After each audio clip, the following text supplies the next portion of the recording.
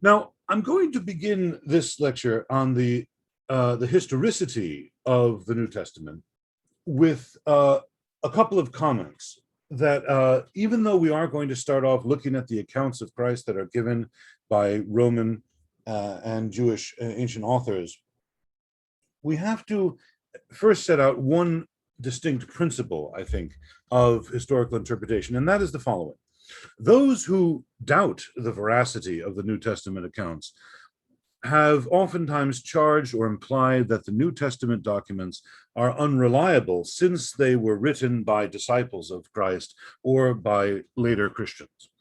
And these same people would sometimes claim that there is no confirmation of Christ or of New Testament events in non-Christian sources.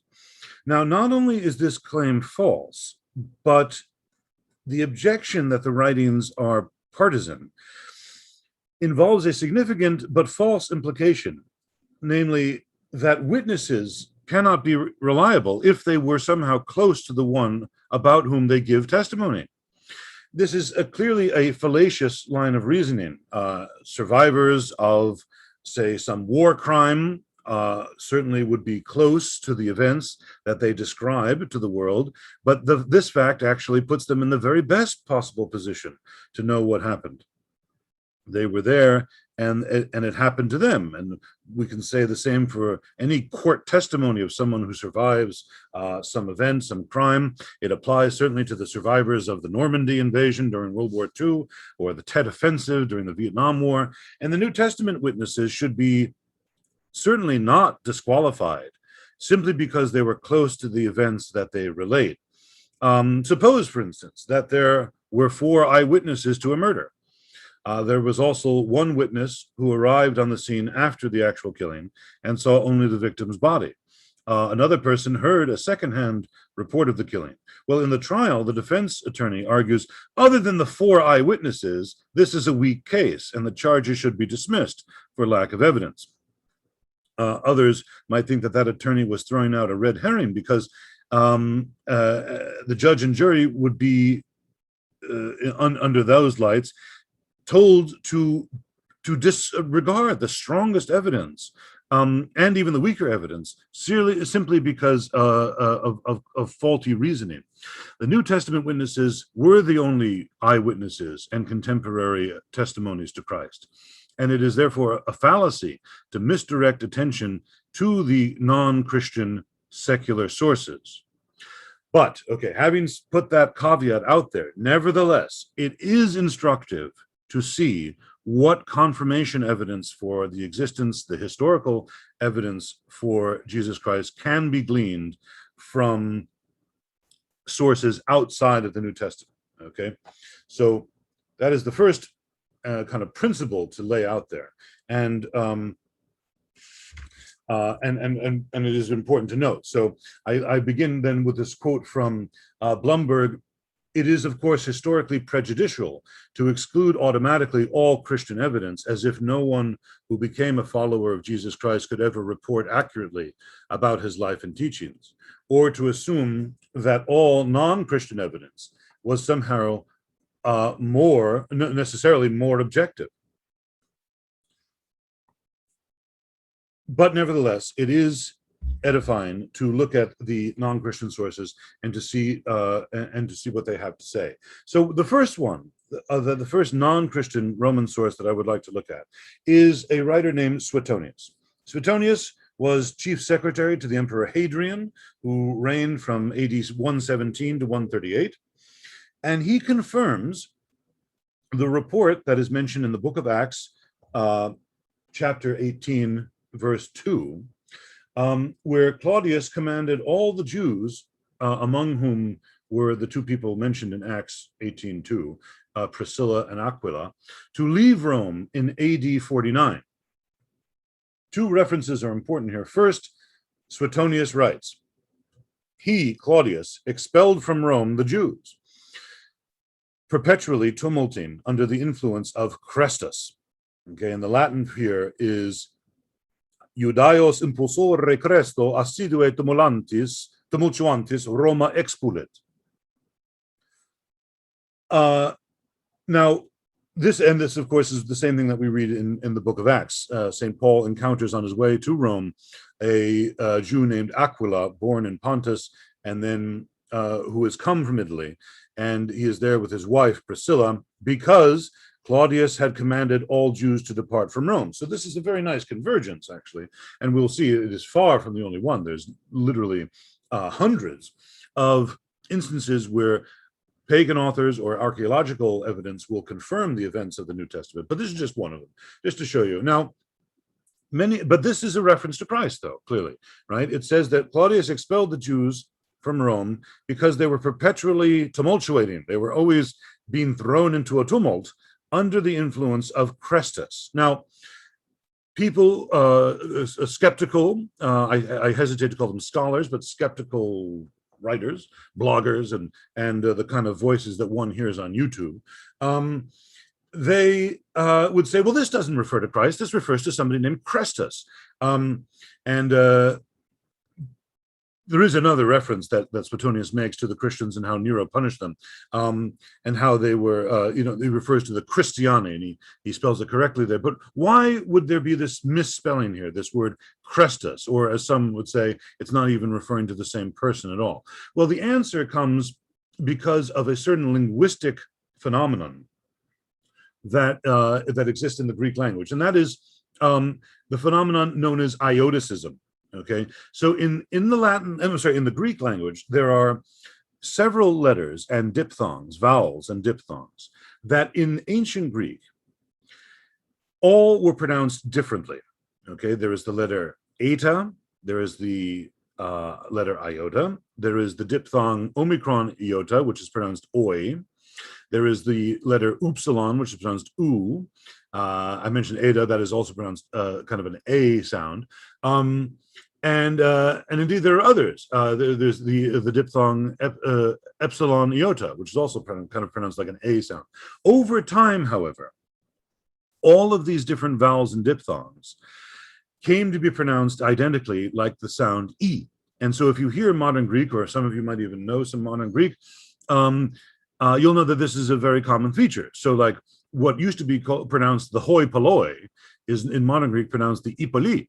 Okay, now this is significant because there is a name, and a person's first name in Greek, which is the one over here on the right, which is Christos. Okay, this has an eta. This letter in Greek is an eta and is pronounced as an a sound. Over time, however, it came to be pronounced exactly like the iota, which you see here. And this convergence of different vowel sounds onto the one sound e started from very ancient times. We have evidence for it going back to the 5th century BC. And certainly by the time of the 1st century AD or 2nd century AD, it certainly was an established fact. And so this name Christos, if you ever meet a Greek person who has the name Christos, it's this name, it's not the name of Christ. But because there's no, see, in Greek, this would be, the name of Christ is Christos, and then this is the name Christos. You see the accent for the first one is on the second syllable, whereas the accent for the second one is on the first syllable. And so because Latin does not have accents, we know that it was a common misunderstanding that the Christians took their name from this name Christos, which was actually not an uncommon Greek name. And the word itself simply means good. And we actually have this little testimony by the Latin writer Tertullian. Listen to what he says, writing in the 2nd century AD. Well, now, if there is this hatred of the name, he's talking to a pagan audience, what blame can you attach to names? What accusation can you bring against mere designations, save that something in the word sounds either barbarous or unlucky or scurrilous or unchaste? But Christian, so far as the meaning of the word is concerned, is derived from anointing. Indeed, even when it is wrongly pronounced by you, Christianus, there it is, written in Latin, you can see it right there, sed et cum perperam Christianus pronunciator vobis. For you do not even possess accurate knowledge of your name. It comes from sweetness and benignity. As I said, the word Christus really means good. And so an innocuous name among innocuous men is held in hatred. So there it is. This was obviously a very common misunderstanding. common mispronunciation. And Suetonius, writing, as you see at the beginning of the 2nd century, had no real clear idea what was going on here. He's writing about events from an earlier period anyway, in the 40s. The expulsion of the Jews from Rome under Claudius took place in the year 49 AD.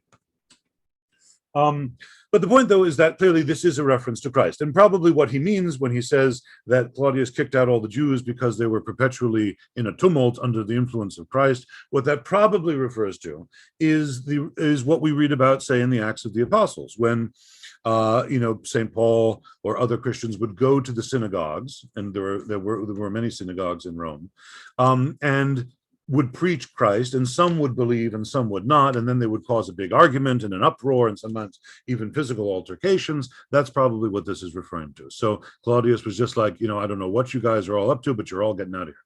So he expelled them all. So it is clearly a historical reference to the person of Christ. By far, though, a much more important one, and one of much more significant value. And as I said, there is also this reference that he makes in his biography of Nero, where he talks about the Christians being persecuted because of their mischievous superstition. We'll deal with that later, but that's not really of much significant value in terms of our question of the historical existence of Christ. Of a much more significant value is the testimony of Tacitus. Now, Tacitus was a Roman historian of the exact same period, as you can see here, writing in the very early decades of the 2nd century AD, and actually even at the end of the 1st century AD. He was a contemporary of Suetonius, indeed a friend of Suetonius. They knew each other, they corresponded. Cornelius Tacitus was probably the greatest Roman historian who ever wrote.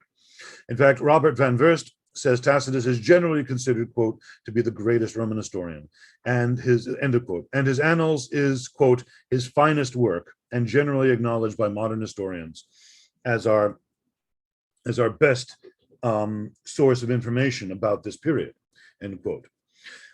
Tacitus's Annales or Annals, this is one of his works, dates back to the time of Augustus. The full title is Annals for the History of Rome from the Death of Augustus. And though not all of the annals survive, one passage that does is key, very key, to our study of the historical existence of Christ.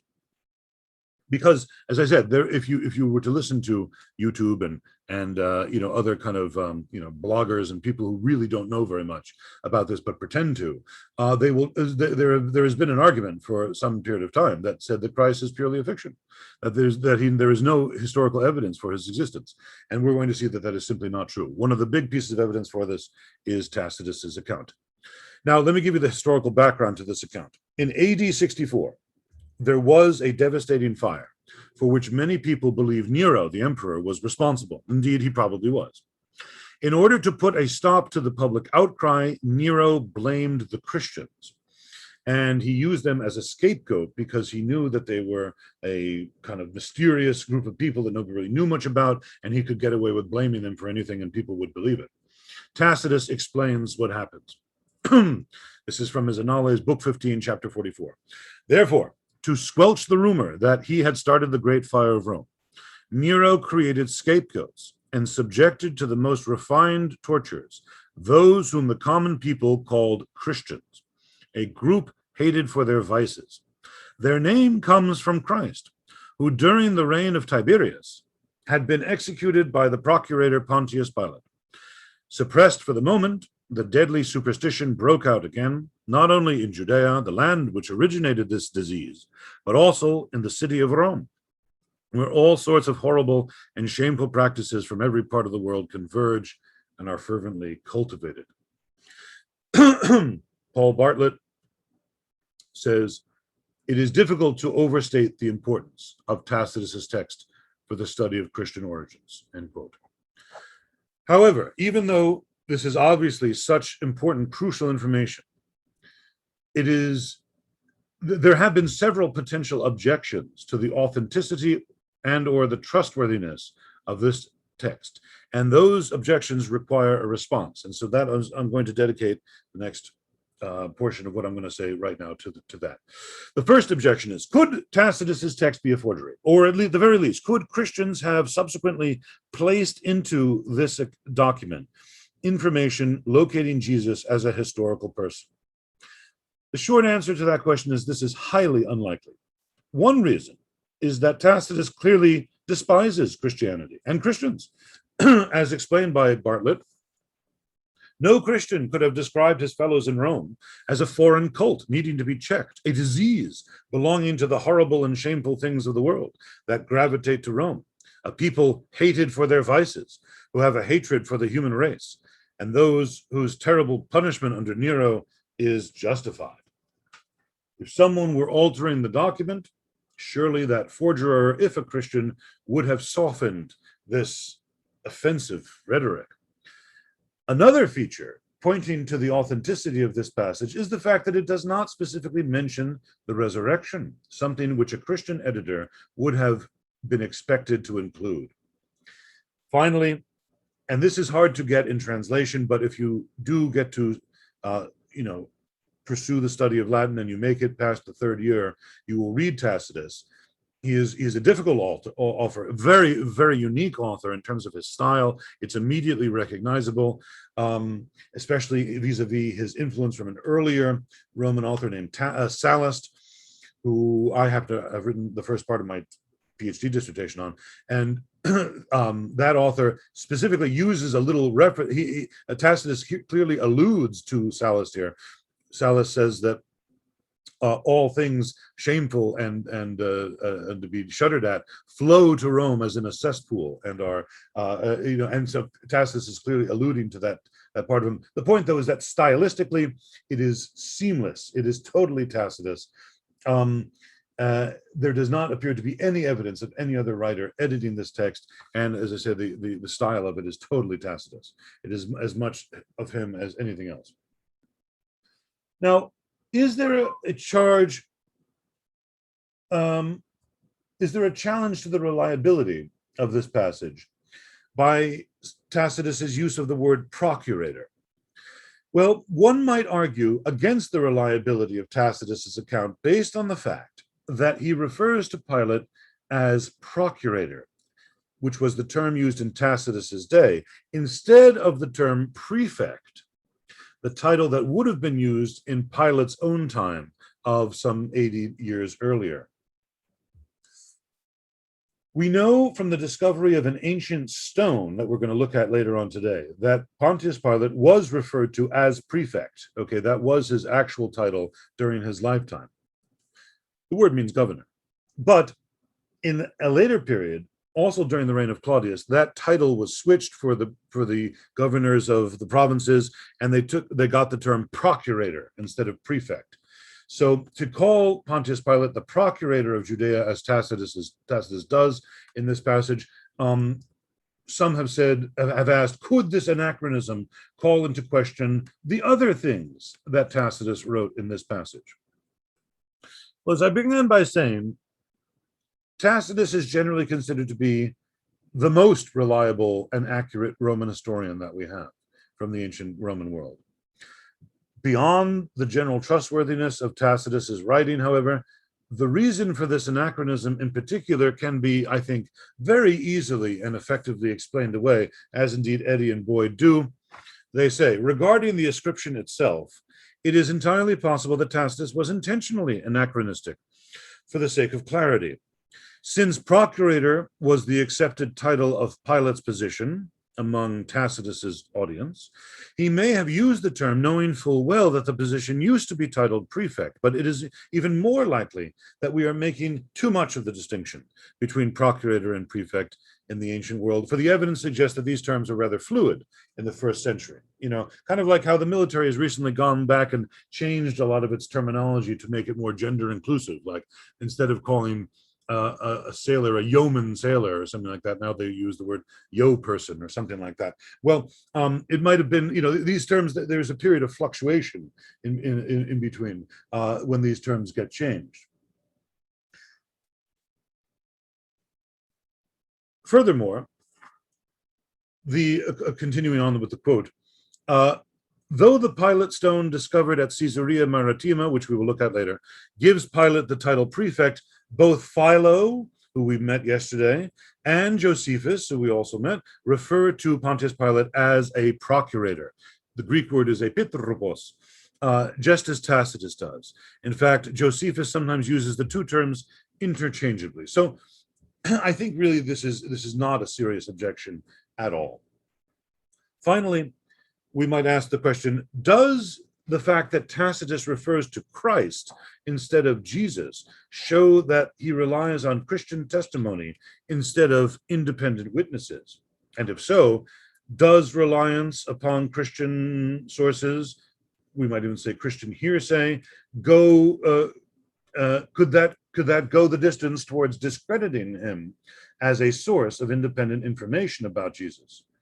Well, on this question, Eddy and Boyd also have a very nice comment. They say, no compelling case can be made that Tacitus is relying on hearsay in this passage, simply because he referred to the founder of the Christian movement as Christ rather than by his proper name.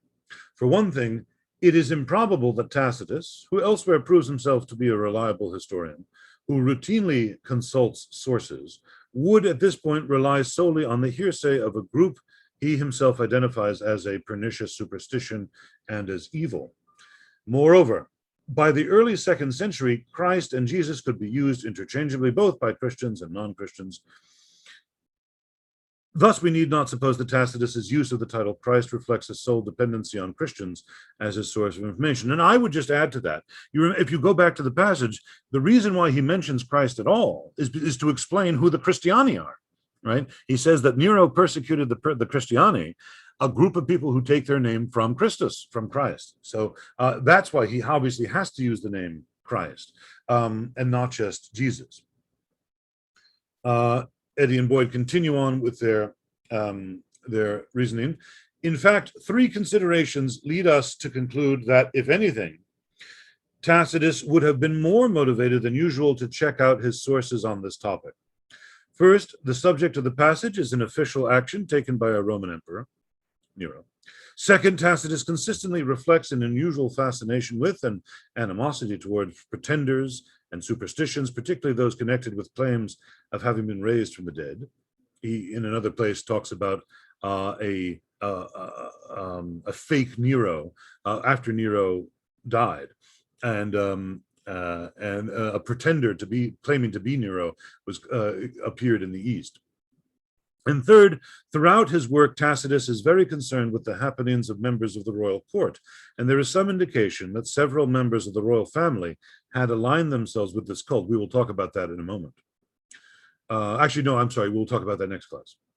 All of this explains why Tacitus speaks so acrimoniously about the pernicious superstition of the Christian movement, even though he is clearly moved by the horrendous pain Nero inflicts upon them. And it also suggests that if ever Tacitus would have been concerned to check out his information, it would have been in a context such as the one we are considering. The part where Tacitus seems to feel pity for the Christians comes in a later passage right after the one I quoted. I didn't read that to you. We will look at that, though, when we look at the first persecutions. Okay. Van Verst adds to the discussion concerning where Tacitus got his information from. And he says the following: to say where he did not get his information is easier than to show where he did. First, Tacitus certainly did not draw directly or indirectly on writings that came from the New Testament. No literary or oral dependence can be demonstrated between his description and the gospel accounts. The wording is too different. The only commonality is the name Pontius Pilate, and this could easily come from elsewhere. Nor did Tacitus likely draw his information from another Christian document, if his contempt for Christianity is any indication. Second, Tacitus does not seem to have drawn on general hearsay. And finally, we might just add that while we are not sure where Tacitus obtained the information he used in his Annales for this section, we know that he did have access to what were called the Acta Senatus, which were the Roman Senate's archives. He was senator and indeed consul himself. in the first century.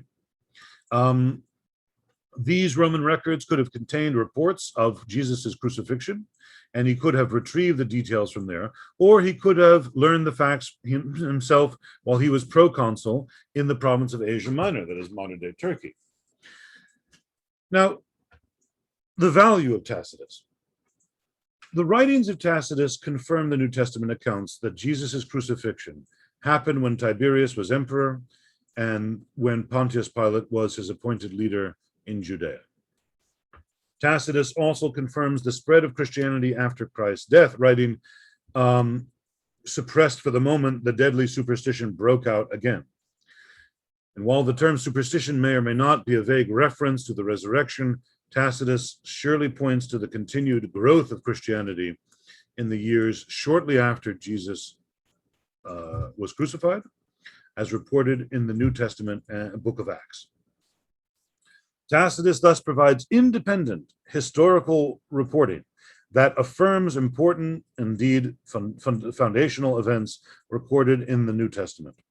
His writings provide a source of significant value toward confirming the existence of the historical Jesus. As Eddy and Boyd again write, all these considerations suggest Tacitus is an independent and thus important non-Christian source about Jesus. Tacitus's report demonstrated that a mere 30 years after Jesus died, that is the fire of 64, hence while many living witnesses of the founder were still alive, his followers were willing to be put to death for their faith, and in ways that were so barbaric, it moved a very unsympathetic Roman historian to pity them.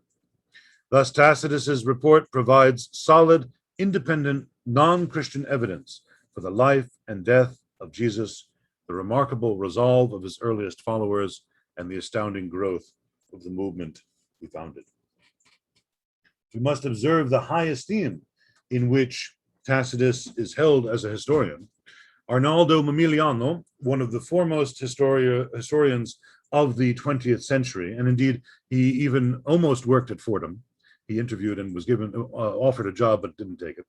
And he's an Italian, but he moved to America. He considered Tacitus, quote, a writer whose reliability cannot be seriously questioned, end quote. And historian Ronald Meller, who is still alive, refers to Tacitus as, quote, the most accurate of all Roman historians. In short, Tacitus can be trusted. And I would just add to that myself too, that the preponderance of dates, places, and names that are given in his account, Pontius Pilate, reign of Tiberius, in the province of Judea, all of these things do not happen by chance. Okay, if one is reporting things on hearsay, we all know what the broken telephone game is like. That you do not come up with a complete list of accurate places, names, events, people, without looking into it and without having independent confirmation. So Tacitus can be trusted here. Okay, let us now look at the second most valuable piece of information from a non-Christian source about the historical Jesus. And this is the writer Flavius Josephus, who we met yesterday, but we will go into more detail on whom now. Josephus was a Jewish politician, a soldier, and a historian who lived around AD 37 to 100 AD. He is the single most important Jewish historian of the ancient world, hands down. His work, The Antiquities of the Jews, was written by Josephus to explain the Jewish people and their beliefs to Romans in an effort to reduce anti-Jewish bigotry. His writing is so influential that all discussions regarding the Pharisees, the Sadducees, the Essenes, that is the Qumran community, must take Josephus into account. Two passages in particular from his work, The Jewish Antiquities, are important in our investigation of the historicity of Jesus.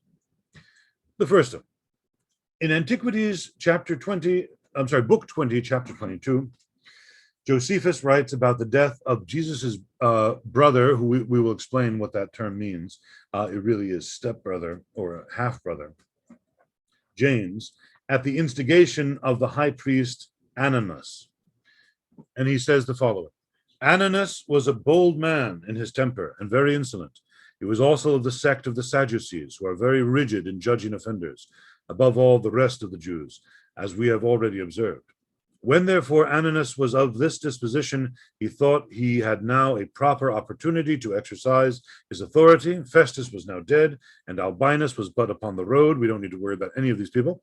So he assembled the Sanhedrin of judges and brought before them the brother of Jesus, who is called Christ, whose name was James, and some others, or some of his companions. And when he had formed an accusation against them as breakers of the law, he delivered them to be stoned. Now, in order to understand why this entry is so important, undoubtedly one of the most significant non-Christian passages relating to the historical evidence for the existence of Jesus, we must grasp Josephus's history. He was born in Jerusalem shortly after the death of Christ.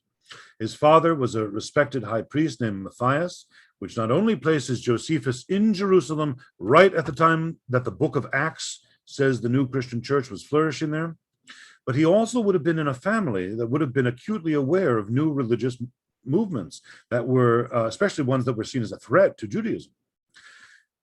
He was in Israel until he went over to the Roman side after losing to them at a great battle of Jotapata when Rome invaded Israel in AD 67.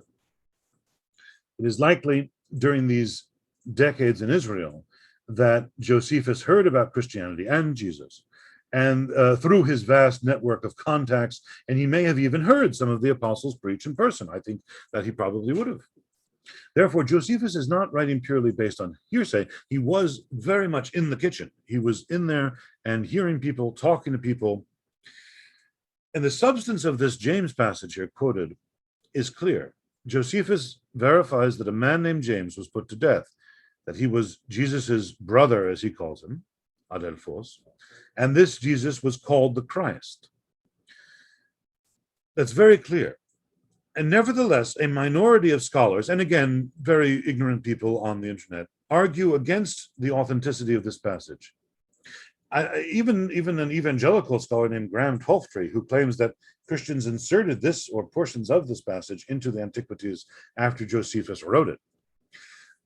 However, good reasons support why a large majority of scholars do not question this passage, even atheistic ones such as Bart Ehrman, who consider this passage to be definitive proof of the historical evidence of the existence of Jesus Christ.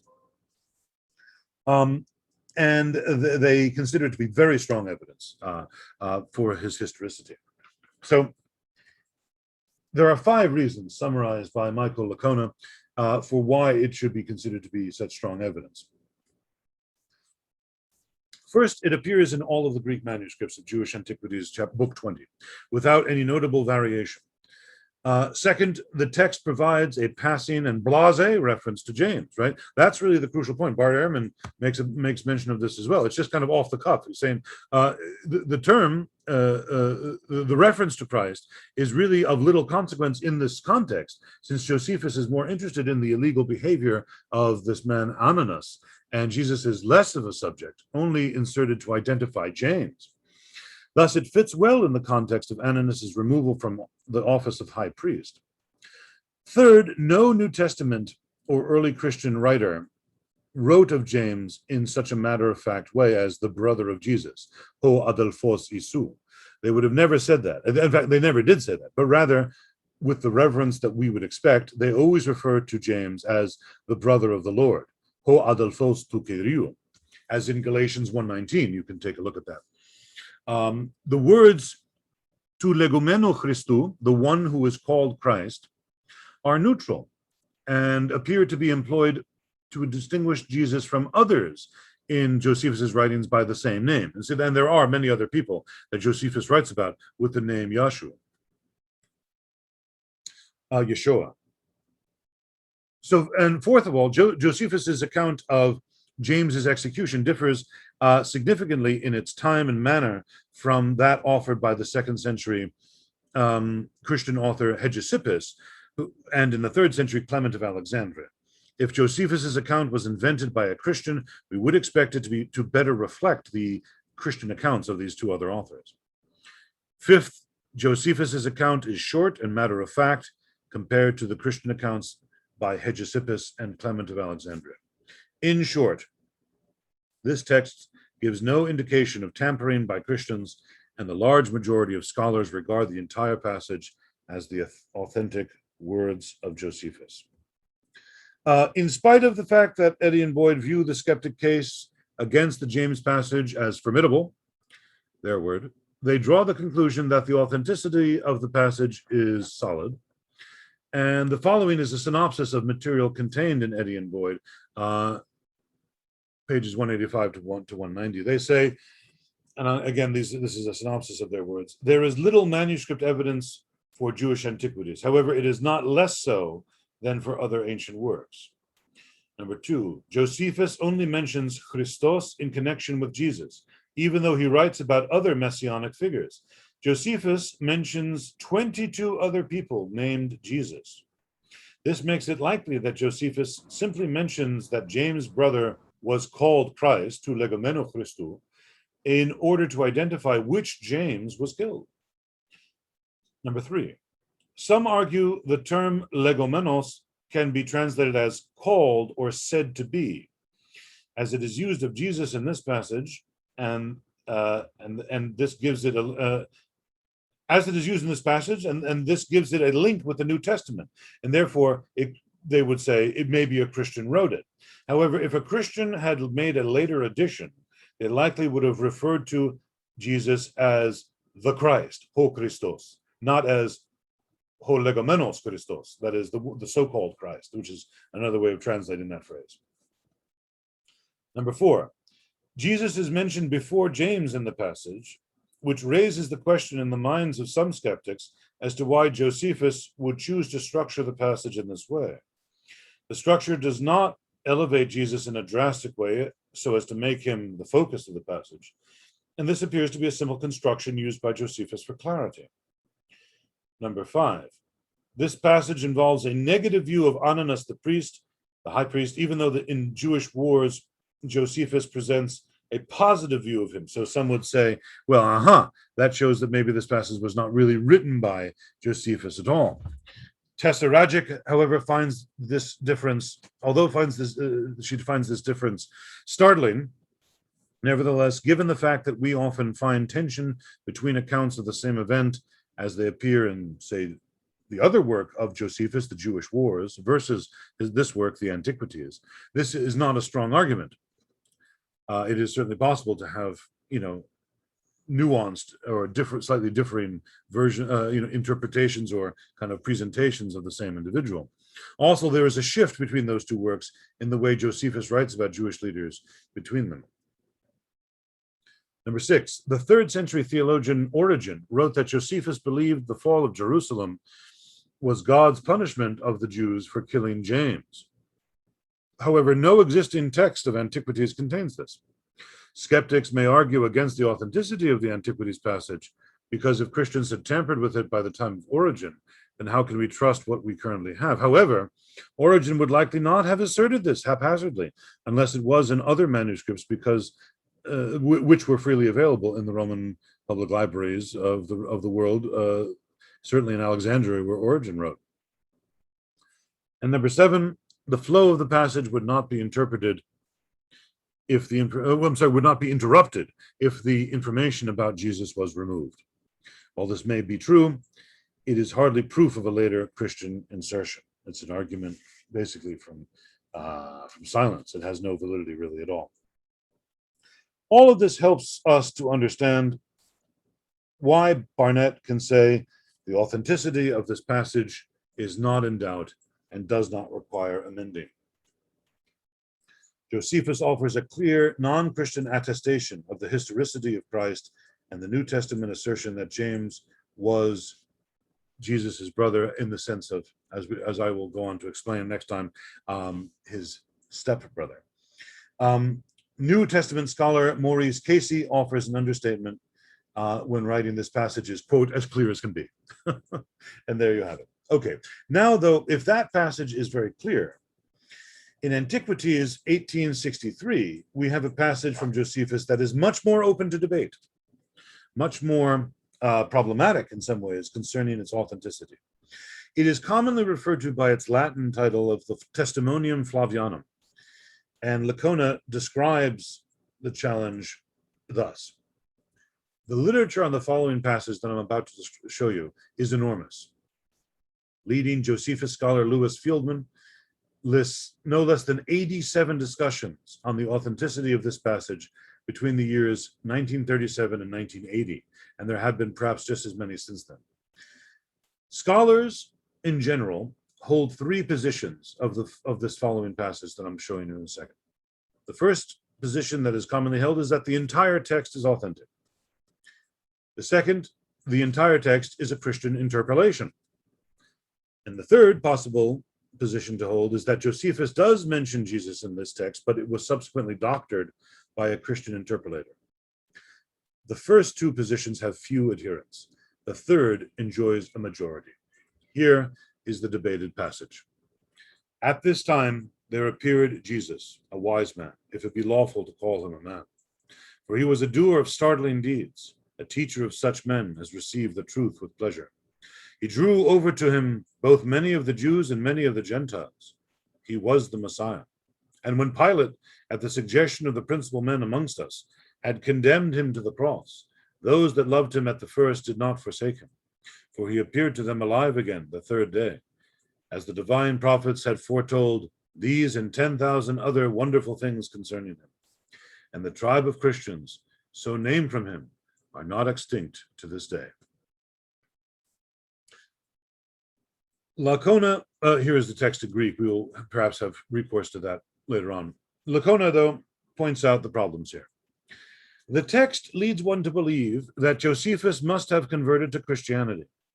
However, in the early 3rd century, Origen claimed that Josephus was not a Christian. This creates a problem. If Origen is correct, and indeed he is, it would be odd that a non-Christian Jew would say some of the things reported in this passage.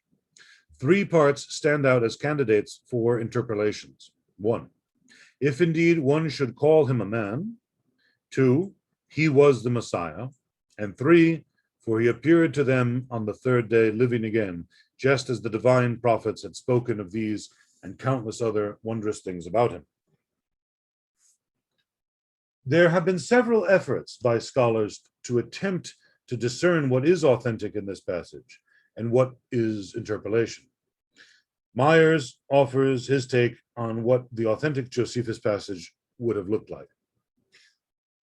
He leaves out those three passages. At this time there appeared Jesus, a wise man, for he was a doer of startling deeds, a teacher of people who received the truth with pleasure. And he gained a following both among many Jews and many that it should be Gentiles.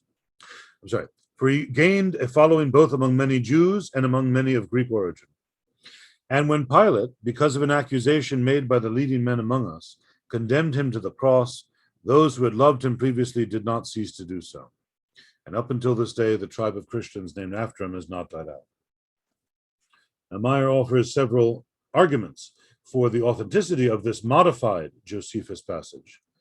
And these are summarized by Licona. He says, number 1, the passage appears in every Greek and Latin manuscript of Jewish Antiquities 18.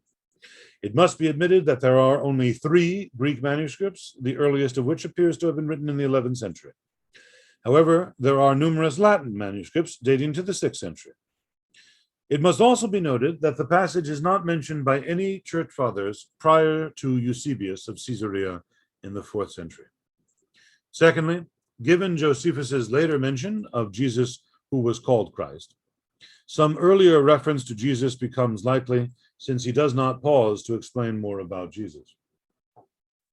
Third, the vocabulary and grammar of Meyer's modified passage cohere well with Josephus's style and language. The same cannot be said when the text vocabulary and grammar are compared with that of the New Testament. In fact, most of the vocabulary turns out to be characteristic of Josephus. We will look into that in detail momentarily.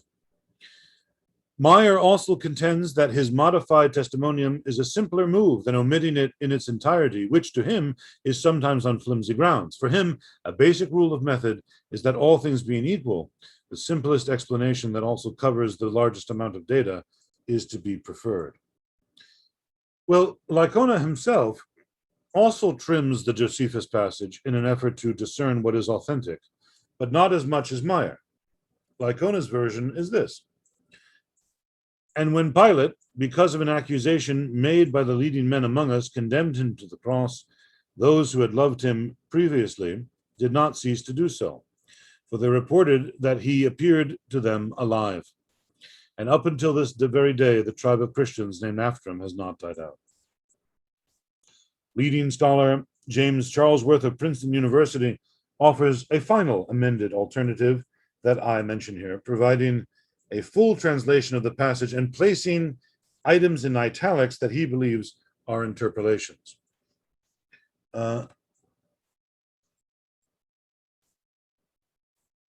Here. I'm sorry, I left out this part. Lycona offers this as a justification for his version. It is more closely represented in all of the extant manuscripts while maintaining neutrality towards Jesus and his followers. Moreover, it provides an insight concerning why the tribe of Christians had not died out. They were convinced that their spiritual leader had risen from the dead. Okay, so that's Lycona's trimmed down version. And lastly, this is the Charlesworth version from Princeton. The parts in italics are the parts he believes are interpolations. At this time there appeared Jesus, a wise man, if it be lawful to call him a man, for he was a doer of surprising works, and a teacher of such men as receive the truth with pleasure. He drew over to him both many of the Jews and many of the Gentiles. He was the Messiah. And when Pilate, at the suggestion of the principal men amongst us, had condemned him to the cross, those that loved him at the first did not forsake him, for he appeared to them alive again the third day, as the divine prophets had foretold these and 10,000 other wonderful things concerning him. And the tribe of Christians so named after him are not yet extinct to this day. Now, if we were to just go back and read it without the italics, you will see how it flows. At this time there appeared Jesus, a wise man, for he was a doer of surprising works, and a teacher of such men as receive the truth with pleasure. He drew over to him both many of the Jews and many of the Gentiles.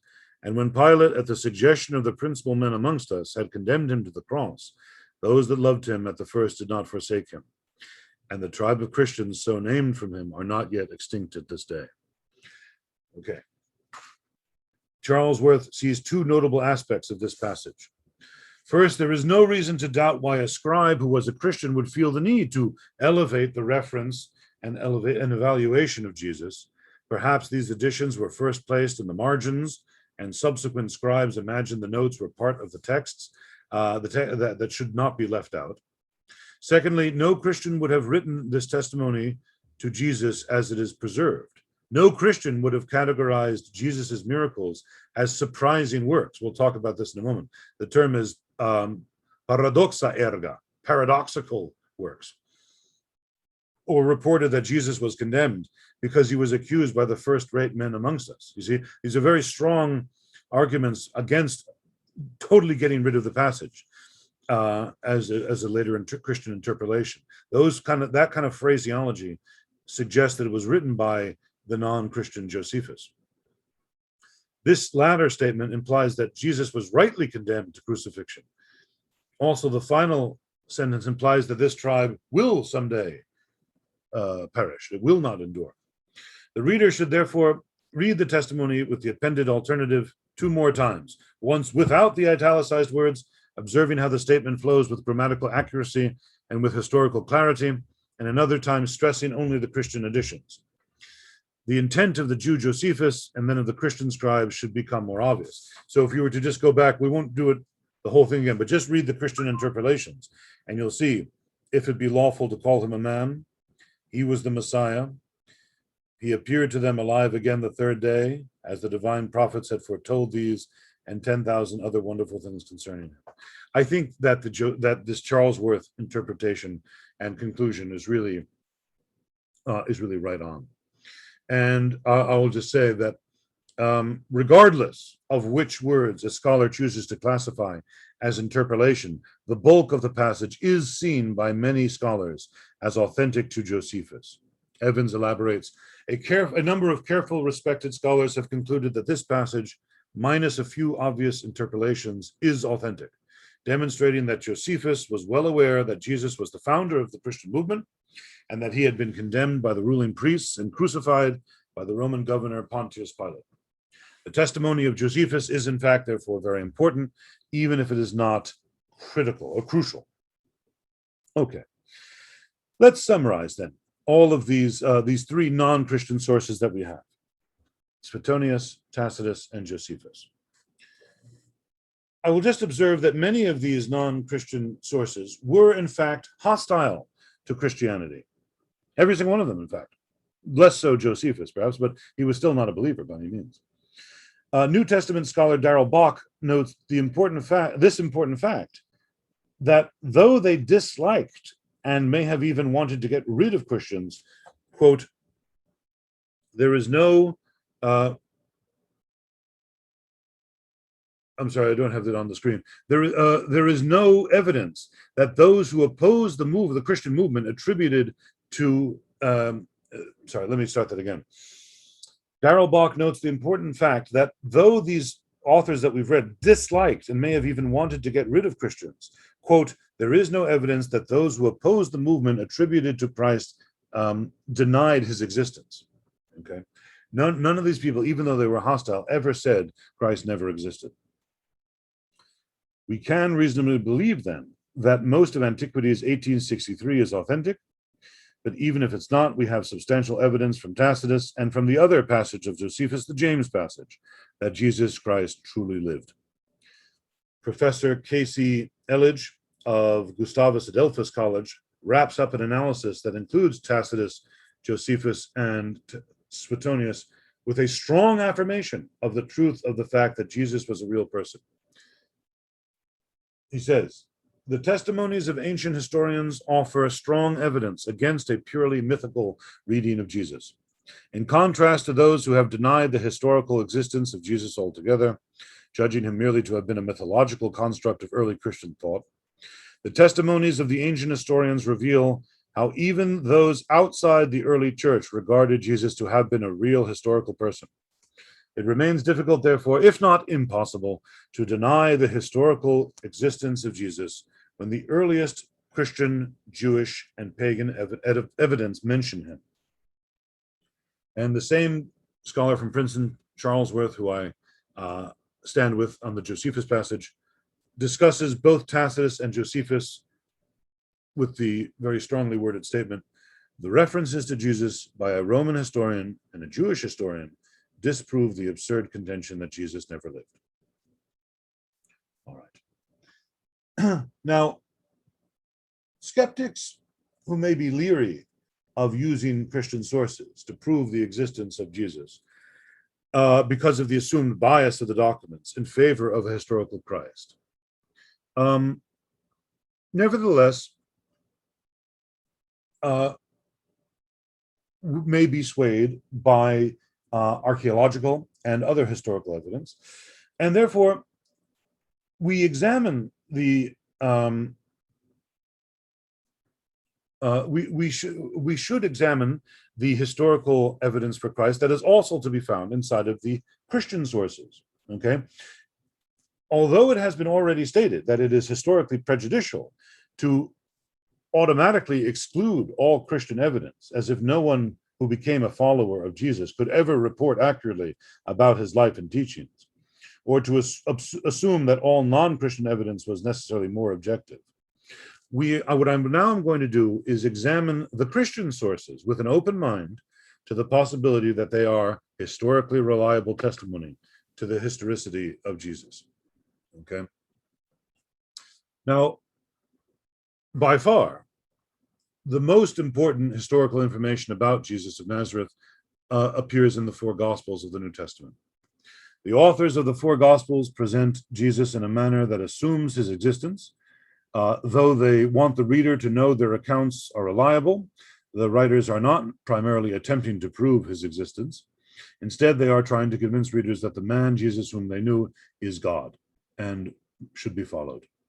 As Blumberg explains, we affirm that the synoptic gospel writers would have wanted to preserve accurate history according to the standards of their day, that they had every likelihood of being able to do so, and that the overall pattern of widespread agreement on the essential contours of Jesus' life and ministry, coupled with enough variation of details to demonstrate at least some independent sources and tradients, that is another word for things that were handed down, on which each drew, makes it very probable that they did in fact compose trustworthy historical and biographical documents. Leading New Testament scholar Richard Bauckham likewise presents the Gospels as eyewitness testimony, pointing to the short distance between their writing and the people who would have seen Jesus in person. Quote, "The Gospels were written within living memory of the events they recount. Mark's Gospel was written well within the lifetime of many of the eyewitnesses, while the other three canonical Gospels were written in the period when living eyewitnesses were becoming scarce, exactly at the point in time when their testimony would perish with them were it not put into writing. This is a highly significant fact, entailed not by unusually early datings of the Gospels, but by the generally accepted ones." Bauckham here observes that this analysis relies on the generally accepted dating of the Gospels. So there is some controversy as to when to date the Gospels. There's kind of the more conservative side of that, and then there's the more liberal side of that. Generally speaking, the earliest Gospel is always considered to be Mark, followed by Matthew and then Luke, or those two are kind of roughly contemporaneous. And then John would be the last one. But you're talking about a time period of about 50 years from, say, the 40s until the 90s for the Gospel of John. There are some reasons for why different people take different positions on when they're dated, but they're all within a generation or two at the most of the events described inside of them. Okay, and this is not the point to make. This is not really totally connected with what we're talking about now, but Sherwin White, a Roman historian of the 20th century, has made the very excellent observation that that is not at all enough time for any kind of legendary qualities to creep into them. Okay, legend takes, in the kind of Paul Bunyan style or David Crockett kind of thing, that takes a long time to evolve, much more so than just a generation or two. Okay, now we will deal with that in time, but even for those who do not believe in the authenticity of every story in the Gospels, can still draw the conclusion that Jesus truly existed. Again, atheistic Bible scholar Bart Ehrman shares skepticism concerning the supernatural accounts surrounding Jesus' life, to say the least. However, this does not lead him to conclude that Jesus never existed. He writes specifically concerning the gospel accounts. We are not dealing with just one gospel that reports what Jesus said and did from sometime near the end of the first century. I name 7. And Ehrman here is talking about, he's considering non-canonical gospels in his study as well, that are either completely independent of one another or independent in a large number of their traditions. These all attest to the existence of Jesus. Moreover, these independent witnesses corroborate many of the same basic sets of data. For example, that Jesus not only lived, but that he was a Jewish teacher who was crucified by the Romans at the instigation of Jewish authorities in Jerusalem. The vast network of these traditions, numerically significant, widely dispersed, and largely independent of one another, makes it almost certain that whatever one wants to say about Jesus, at the very least, one must say that he existed. And Princeton scholar Charles Worth, again, is emphatic. It would be foolish to continue to foster the illusion that the Gospels are merely fictional stories, like the legends of Hercules and Asclepius. The theologies in the New Testament are grounded on interpretation of real historical events, especially the crucifixion of Jesus at a particular time and place. Beyond the manuscript tradition, Evans says archaeological evidence helps to authenticate the gospel narratives. If the New Testament Gospels were nothing more than fictions and fables about a man who never lived, one must wonder how it is they possessed so much verisimilitude, so much similarity to reality, and why they talk so much about people we know lived and about so many things we know happened. After all, the Gospels say Jesus was condemned to the cross by a Roman governor named Pontius Pilate. Not only is this man, Pilate, mentioned by historical sources outside the New Testament, but we have found an inscribed stone on which his name appears. I'm going to show you that later today. Indeed, we may have found the name of the Jewish high priest who condemned Jesus inscribed on a bone box. It seems these people were real, and I suspect Jesus was too. Okay, so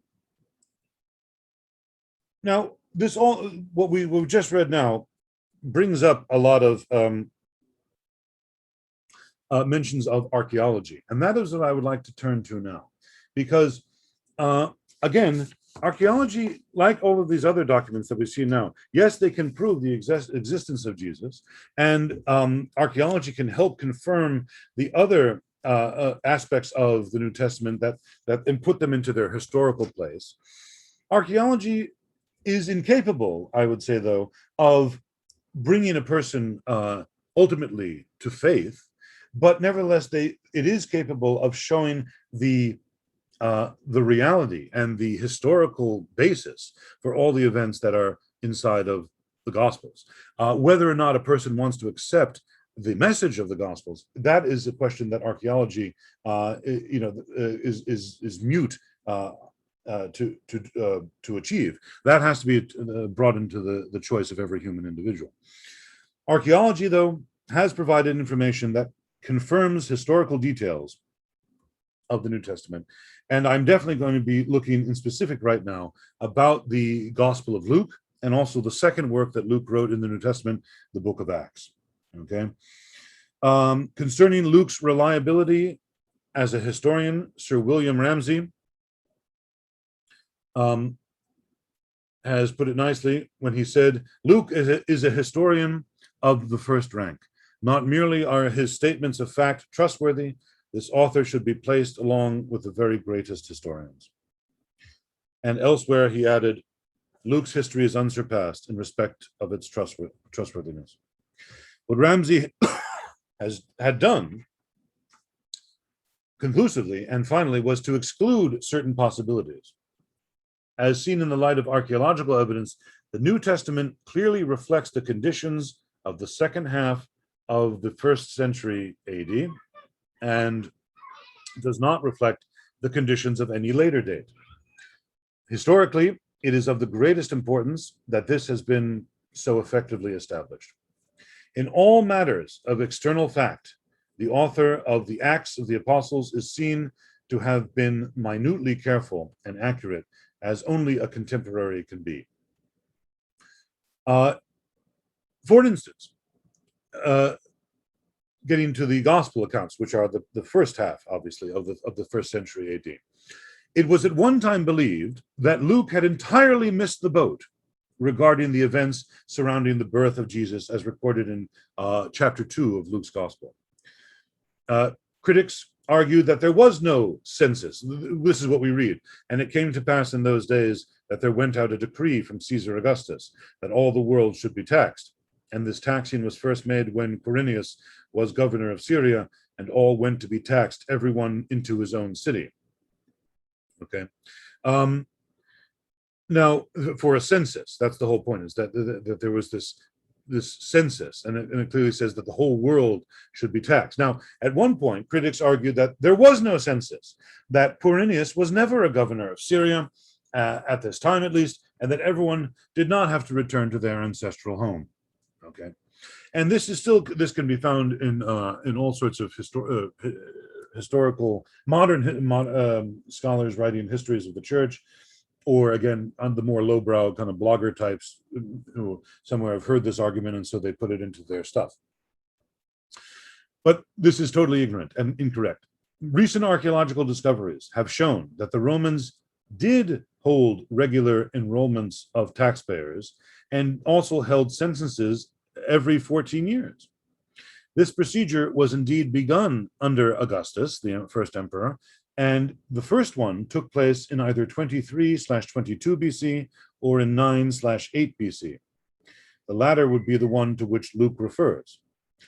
Furthermore, we find evidence that Quirinius was governor of Syria around 7 BC.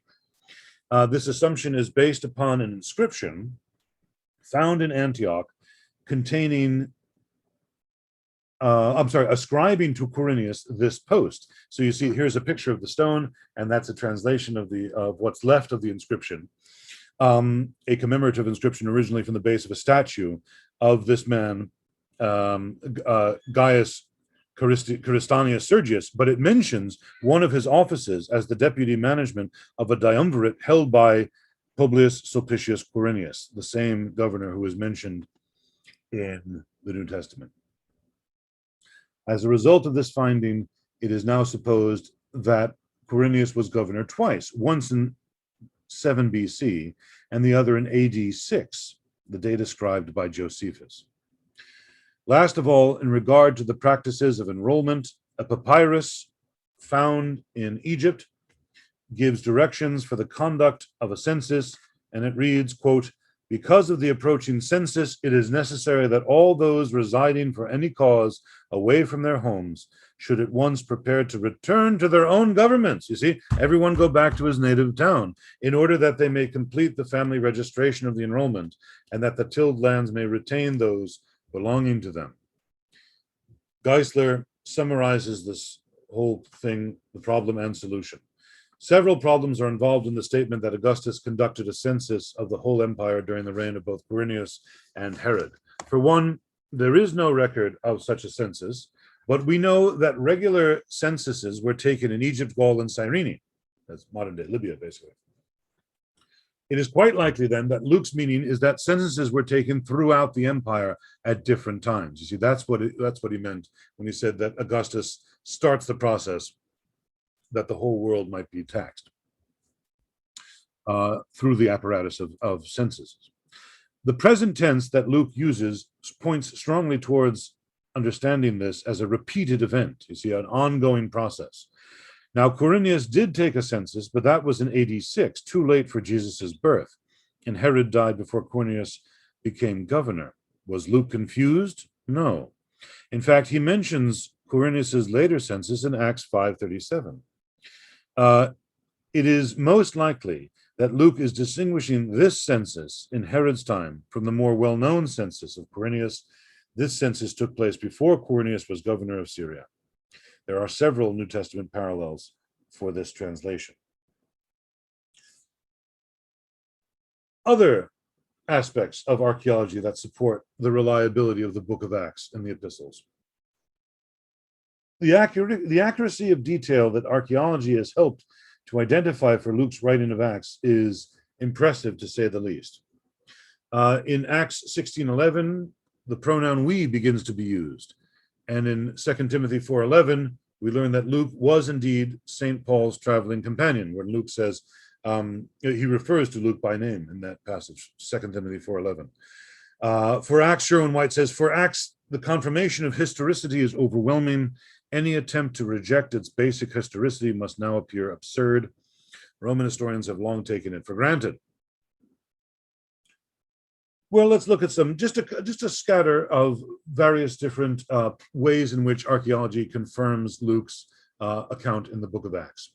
First of all, geography. Thanks to many archaeological finds, most of the ancient cities mentioned in the book of Acts have been identified. The journeys of Paul can now be accurately traced as a result of these finds. And as Geisler reveals, in all, Luke names 32 countries, 54 cities, and 9 islands without error. Okay, and this is what Evans mentioned before about the tremendous verisimilitude of the New Testament scriptures. It's constantly talking about things that are real historical names, people, places, events that we all know about externally from other independent sources, and it gets them right. For example, critical archaeologists initially rejected Luke's implication that Lystra and Derbe were cities in Lycaonia, and that Iconium was not. This is mentioned in the book of Acts, chapter 14, verse 6. They based their belief on where it says they became aware of it and fled to Lystra and Derbe, cities of Lycaonia, and to the surrounding region. Now, these skeptical archaeologists based their belief on the writings of Romans such as Cicero, who indicated that Iconium was in Lycaonia. Thus, archaeologists said the Book of Acts was unreliable. However, in 1910, Sir William Ramsay found a monument that showed that Iconium was a Phrygian city, and later discoveries confirmed Ramsay's findings. See, Phrygia is over here, and Lycaonia is over here. Whereas Luke was thought to have been, leaving out this city from Lycaonia. In fact, he was getting it right by saying that it was in Phrygia. In terms of people, Luke references Lysanias, the tetrarch of Abilene, who ruled in Syria and Palestine. This is in Luke 3:1, where he says, now in the 15th year of the reign of Tiberius Caesar, Pontius Pilate being governor of Judea, and Herod being tetrarch of Galilee, and his brother Philip tetrarch of Iturea and of the region of Trachonitis, and Lysanias the tetrarch of Abilene, Annas and Caiaphas being the high priests, the word of God came unto John, the son of Zacharias, in the wilderness. Well,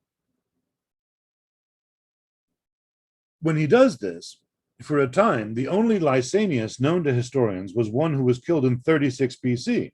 And so everybody was thinking, okay, there's no historical confirmation for what Luke is talking about whatsoever. However, an inscription found in Abila near Damascus speaks of, quote, the freedman of Lysanias the Tetrarch. Okay, the exact name and title that Luke gives him in chapter 3, verse 1, verse 1 of his history. And this inscription is dated to between the years AD 14 and AD 29. Okay, and there, if you can read the Greek, there it says it right there. Lysanio tetrarchu. In his epistle to the Romans, written from Corinth, St. Paul makes mention of the city treasurer Erastus. This is in the epistle to the Romans, chapter 16, verse 23. Gaius, mine host, and of the whole church, saluteth you. Erastus, the treasurer of the city, saluteth you, and Quartus, a brother. I changed the King James translation here a little bit. The word that they use is something like, it's some very like quaint kind of older English word, like Elizabethan English. I think it's the I forgot what it is, but it's the word. Definitely the Greek word here means the treasurer. And anyway, so this man is mentioned here, and lo and behold, there is an inscription that was found by archaeologists called Erastus, which reads, Erastus, the curator of public buildings, laid this pavement at his own expense. And you can kind of see it there. Erastus SP, which stands for sua pecunia, by his own money, strawit, which means he built it. Chamberlain, that's the name, that's the word that's used in the King James Bible for treasurer. Chamberlains, one of this old kind of Elizabethan terms for treasurer. Okay, according to Bruce, a New Testament scholar, the pavement quite likely existed in the 1st century AD, and the donor and the man Paul mentions are no doubt one and the same. Also found in Corinth is a fragmentary inscription believed to have borne the words synagogue of the Hebrews. And you can kind of see, again, if you read Greek letters, you see the letters agoge hevr there. So it's obviously synagoge hevraion, the synagogue of the Hebrews. Conceivably, it stood over the doorway of the synagogue where Paul debated in Acts 18:4-7, where if you just read the first verse, and he reasoned in the synagogue every Sabbath and persuaded the Jews and the Greeks.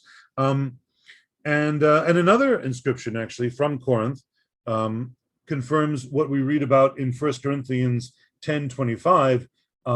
This is a meat market, a makelon. You can see the word there, makelon right there. Okay, this is the word for a meat market. St. Paul refers when he's writing in the to the Corinthians, he says, "Whatsoever is sold in the meat market, the makelon, that eat, asking no question for conscience' sake. In other words, you don't have to go around saying, was this offered to idols? Was that offered to idols?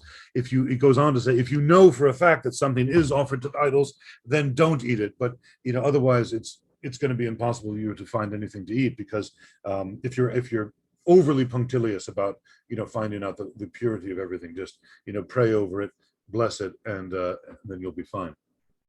But if you know something to be the case, then don't eat it. Furthermore, culture. Luke writes of a riot in Ephesus. Remember that place that we studied so much of in the first lesson. And he writes of this thing where he describes a civic assembly, and he uses the word ecclesia, actually, taking place in the theater. Remember, we talked all about this, where thousands and thousands of people could gather together for civic assemblies, religious assemblies inside of the theater. This is in Acts 19:23 through 29. And these details are supported by an inscription that speaks of silver statues of Artemis or Diana, and that they would be placed in the theater during a full session of the ecclesia, of the civic assembly. Luke also relates that a riot broke out in Jerusalem. Let's read let's read this right here. In Acts, Luke describes a riot in Ephesus concerning the silver idols of Artemis. The assembly did, in fact, take place in the theater described by Luke, as we've talked about. An inscription was found giving instructions that the silver statues of Artemis be placed in the theater during a full session of the ecclesia. So they would bring in these idols as kind of like, patron deities or guardians, whatever, overseeing their civic debates or whatever. Luke also relates that a riot broke out in Jerusalem because Paul took a Gentile into the temple. And as we read in the Acts 21:28, no foreigner may enter within the barrier which surrounds the temple and enclosure. Anyone who is caught doing so will be personally responsible for his ensuing death. This is a inscription that was found in Greek and Latin outside of this area in Jerusalem. So we know that this indeed was a rule, just as the Bible relates, that no Gentile could be brought within the temple. What about terminology? In some cases, Luke's usage of certain words have been criticized by skeptics. For example, Luke refers to Philippi as a district of Macedonia. The Greek word he uses is meres. Hort, the scholar, believed Luke erred in this usage, arguing that meres referred to a portion of a town, not a district, kind of a more general term. Archaeological excavations, however, have shown that this very word, meres, was used to describe the divisions of the city as districts. So Luke was correct about that.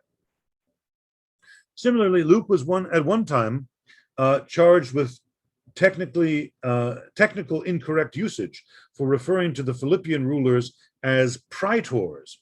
According to critical scholars, it was not praetors, but two duumvirs who ruled over that town. However, as usual, as you can see, Luke was right. Findings have shown that the title of praetor was employed by the magistrates of the Roman colony, as we read here. And when, I'm sorry, this is actually for the next one.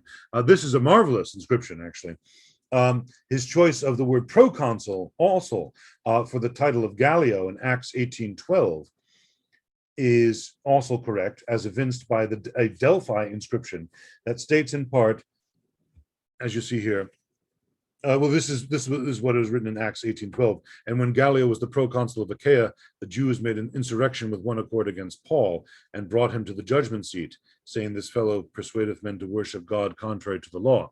The Gallio inscription refers to Gallio, the proconsul of Achaia, okay, as Lucius Junius Gallio, my friend, the proconsul of Achaia. As that's what the inscription says in that part. Interestingly enough, Gallio was none other than the brother of Seneca the philosopher, the man who we met yesterday, the tutor of the Emperor Nero. And in fact, because of this possible knowledge that Seneca, brothers would talk, this possible connection, and the fact that St. Paul was martyred and was in Rome in the 60s, around this exact same time that Seneca was there, there arose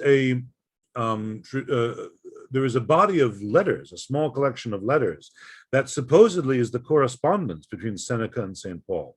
Those may have been, and indeed probably are, spurious. They're probably not between Seneca and St. Paul. But there have been some scholars who have thought that they are actually plausible, that they are in fact possible, that it actually St. Paul would have written to Seneca. They're very interesting. Those can still be read if you care to look at them. We're not going to take a look at those, but I bring them to your attention. But returning to this issue, Luke gives to Publius, the chief man in Malta, a title, quote, "the first man of the island," as we read in Acts 28:7. "In the same quarters were possessions of the chief man of the island, whose name was Publius, who received us and lodged us 3 days courteously." Inscriptions have, as typically, been unearthed that confirm this title. Still another case is Luke's usage of the term politarchs, politarchai, a term used to denote civil authorities in the city of Thessalonica in Acts 17:6. "And when they found them not, they drew Jason and certain brethren unto the rulers of the city, the politarchai, crying, These that have turned the world upside down are come hither also." Now, because the term politarch is not found in classical literature, Luke was again assumed by critical scholars to be wrong. However, in more recent archaeological findings, some 19 inscriptions that make use of this exact title have been found. And interestingly enough, 5 of these 19 are in reference to the city of Thessalonica. So it seems to be some kind of rather local term that was used, and St. Luke gets it exactly right. One of the inscriptions, which you see in front of you right now, was discovered in a Roman arch in Thessalonica. And in it are found the names of 6 of the city's politarchs. Okay. So it's obviously this is a position where there are multiple people having the same title, just as Luke says. Other examples include the fact that Colin Himmer, a noted Roman historian, has cataloged numerous archaeological and historical confirmations of Luke's accuracy in his book, The Book of Acts in the Setting of Hellenistic History. Following, right now, I'm going to give you a partial summary of his detailed report. He says this: "Specialized details which would not have been widely known except to a contemporary researcher, such as Luke, who traveled widely, are seen inside of the Book of Acts. These details include exact titles of officials, identification of army units, and information about major routes. Secondly, details archaeologists know are accurate but cannot verify as to the precise time period are also found inside of the Book of Acts. Some of these are unlikely to have been known except to a writer who had visited the districts.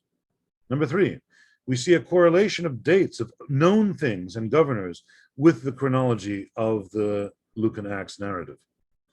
Number 4, facts.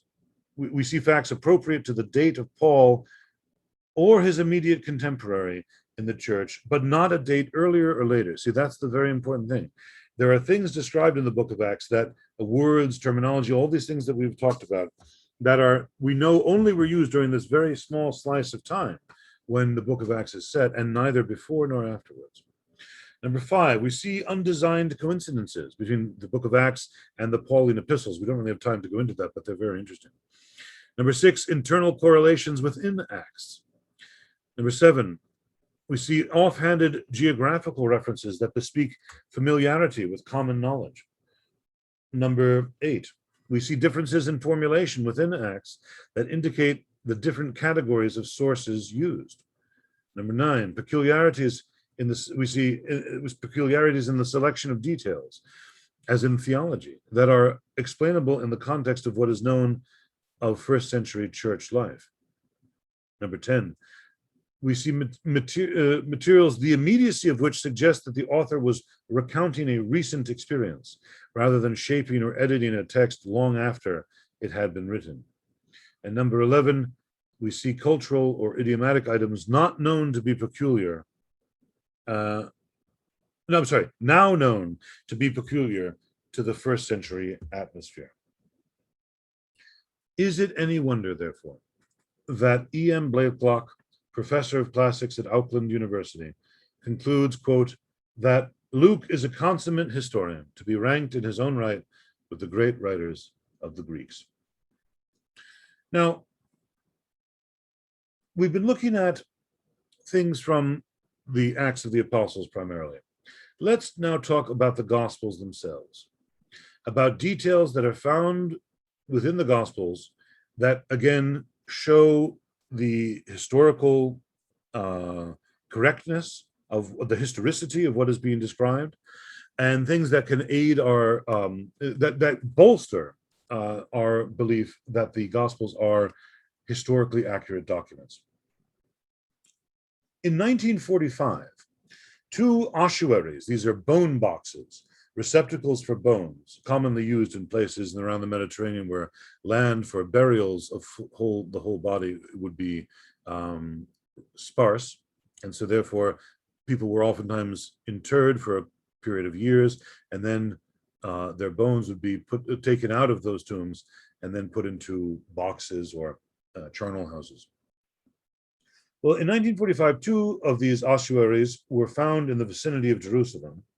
These ossuaries they both exhibit graffiti that their discoverer, Eliezer L. Sukenik, claimed to be, quote, the earliest records of Christianity. These burial receptacles were found in a tomb that was in use before the year AD 50. Okay, so first half of the first century AD. The writings read Isus Iu and Isus Eloth. Also present were 4 little crosses.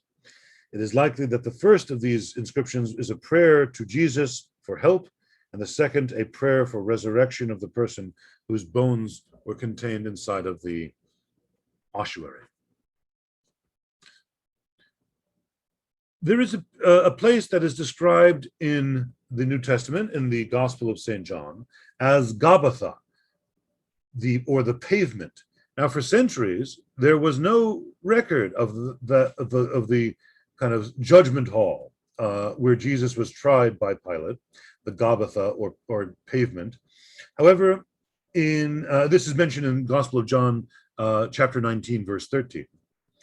However, William F. Albright, in his book *The Archaeology of Palestine*, shows and found in the late 19th century that this court was the court of the Tower of Antonia, the Roman military headquarters in Jerusalem. It was left buried when the city was rebuilt during the time of Hadrian in the 2nd century AD, and was not discovered, as I said, until a little over 100 years ago. But you can still go, you can go there now to this day, and indeed I've been there myself. The Pool of Bethesda. The Pool of Bethesda, another site with no record except in the New Testament, has now been identified with a fair measure of certainty in the northeast quarter of the old city of Jerusalem, the area that is called Bethesda, or New Lawn. In the 1st century AD, where traces of it were discovered in the course of excavations near the Church of St. Anne in 1888, this has now been all uncovered, and you can go and visit it to this day. As I said, right near the Church of St. Anne, where the house of Joachim and Anna are the parents of the Mother of God. Likewise, the Nazareth Decree. This is a slab of stone that was found in Nazareth in 1878 and was inscribed with a decree from Emperor Claudius, who ruled from AD 41 to AD 54. And it commands that no graves should be disturbed or bodies extracted or removed. Now, this type of decree is not uncommon, but the startling fact is that the punishment here, it says, quote, the offender shall be sentenced to capital punishment on the charge of violation of a sepulchre. Now, that's a little bit strange. Geisler explains. He says, other notices warned of a fine, but death for disturbing graves? A likely explanation is that Claudius, having heard of the Christian doctrine of resurrection, and of Jesus's empty tomb, while investigating the riots of AD 49 that we began our class tonight with, decided not to let any such reports surface again.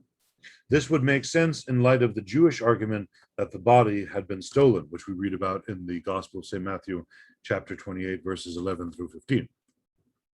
This is early testimony, therefore, to the strong and persistent belief that Jesus rose from the dead.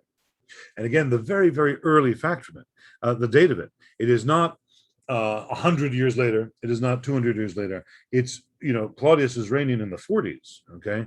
And, the crucifixion of Christ would have taken place at the most in 33 AD, perhaps somewhat earlier than that. So we're talking about 10 or so years. It is, even if it's in the year 49, we're talking about less than 20 years. So that is, as Sherwin White noted, that is far too little time for legends to spring up.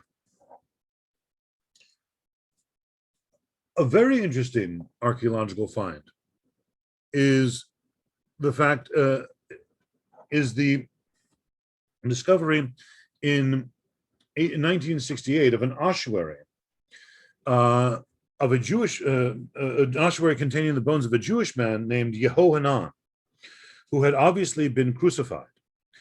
This provided archaeological evidence and insight into how Jesus himself may have been crucified. The ossuary and its content, the bone that you see behind you, the words in this picture, date to the late 20s AD, that is during the administration of Pontius Pilate, the very same Roman governor who condemned Jesus to the cross. The remains of an iron spike are clearly seen, still encrusted in the right heel bone of this poor unfortunate man, Yehohanan. Those who took down the body of Yehohanan apparently were unable to remove the spike, with the result that a piece of wood from an oak tree remained affixed to the spike.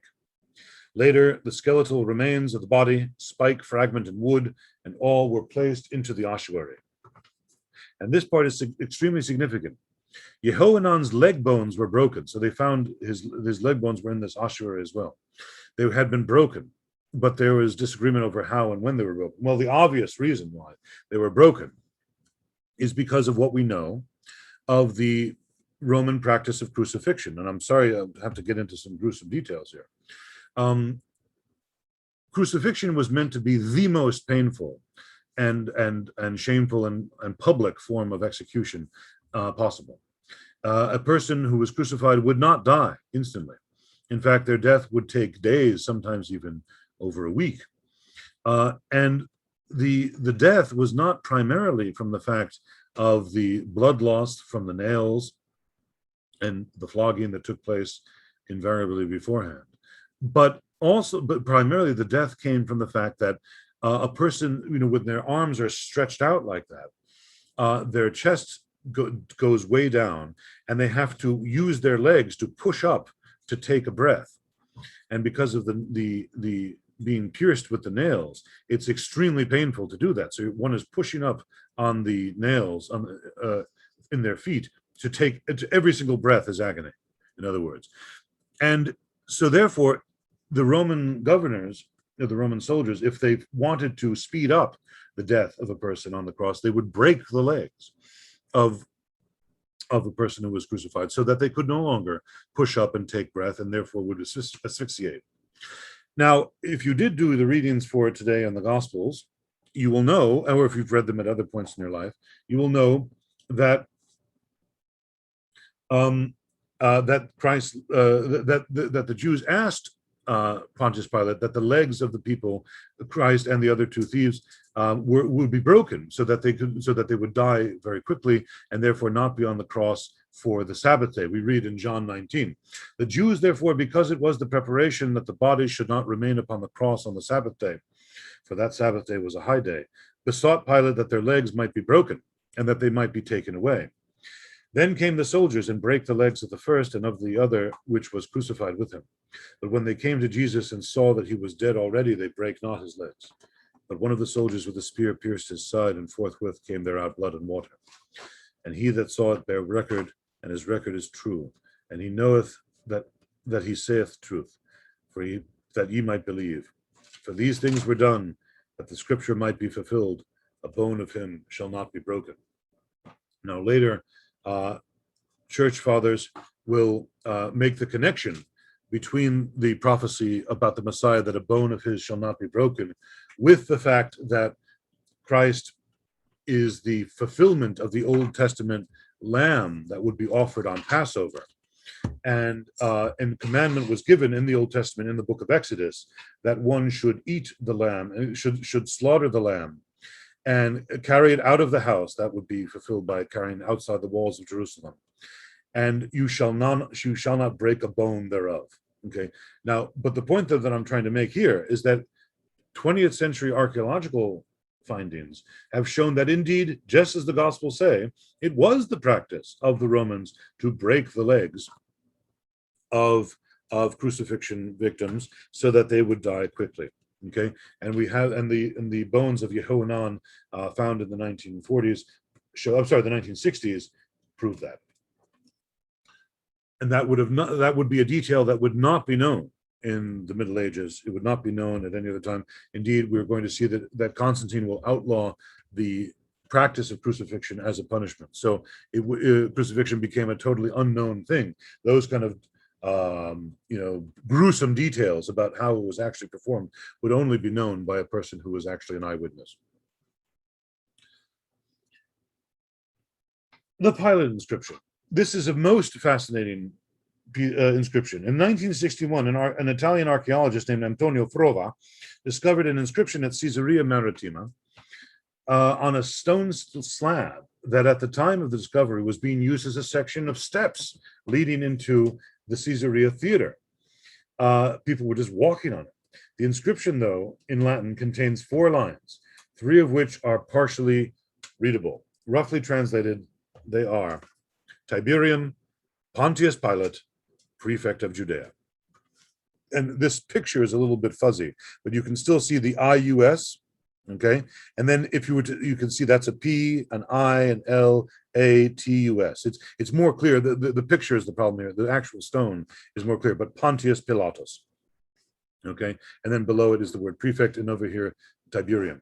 It would be like a temple dedicated to Tiberius.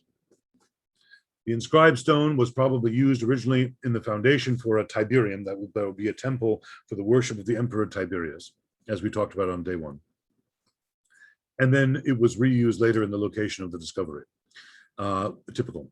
This inscription verifies that for a time during the rulership of Tiberius, the title of Pontius Pilate was prefect. Tacitus and Josephus later referred to him, you remember, as procurator. The New Testament simply calls him governor. This is mentioned in Matthew 27 too. And it's a term that basically covers both titles. It really was the same title. The inscription was the only archaeological evidence of both Pontius Pilate's name and his title until very recently, and I'm talking in the last couple of years, when actually Pontius Pilate's own ring was found. Can you believe that? Written in Greek letters. It starts here. You see P, iota, lambda, alpha, tau, omicron. So it would be in the dative case if you studied Greek or Latin. So this is like he would put this on sealed documents, like wax, a signet ring. Pilato meaning by Pilate, so the dative of agent. Okay. Okay. Let's keep going because there's still so much that I want to talk about. I'm sorry if we don't get to take a break today. Forgive me, but if we need to, we can. And let me just get through a couple more things. New Testament coins. 3 coins are mentioned in the Greek New Testament that have been identified with reasonable assurance. The first is the so-called tribute penny, mentioned in Matthew 22, Mark 12, and Luke 20. The Greek word for coin shown to Jesus in these passages is denarius, a small silver coin that carried the image of Caesar on one side. It's right. This is the passage where people come to Christ and say, is it lawful to pay tribute to Caesar? And he says, give me a coin. And he asks whose image is on there, and they say Caesar's. And of course, he says, well, give to Caesar what is Caesar, but give to God what is God's. The value would be equal to 1 day's wages for an average worker in Palestine.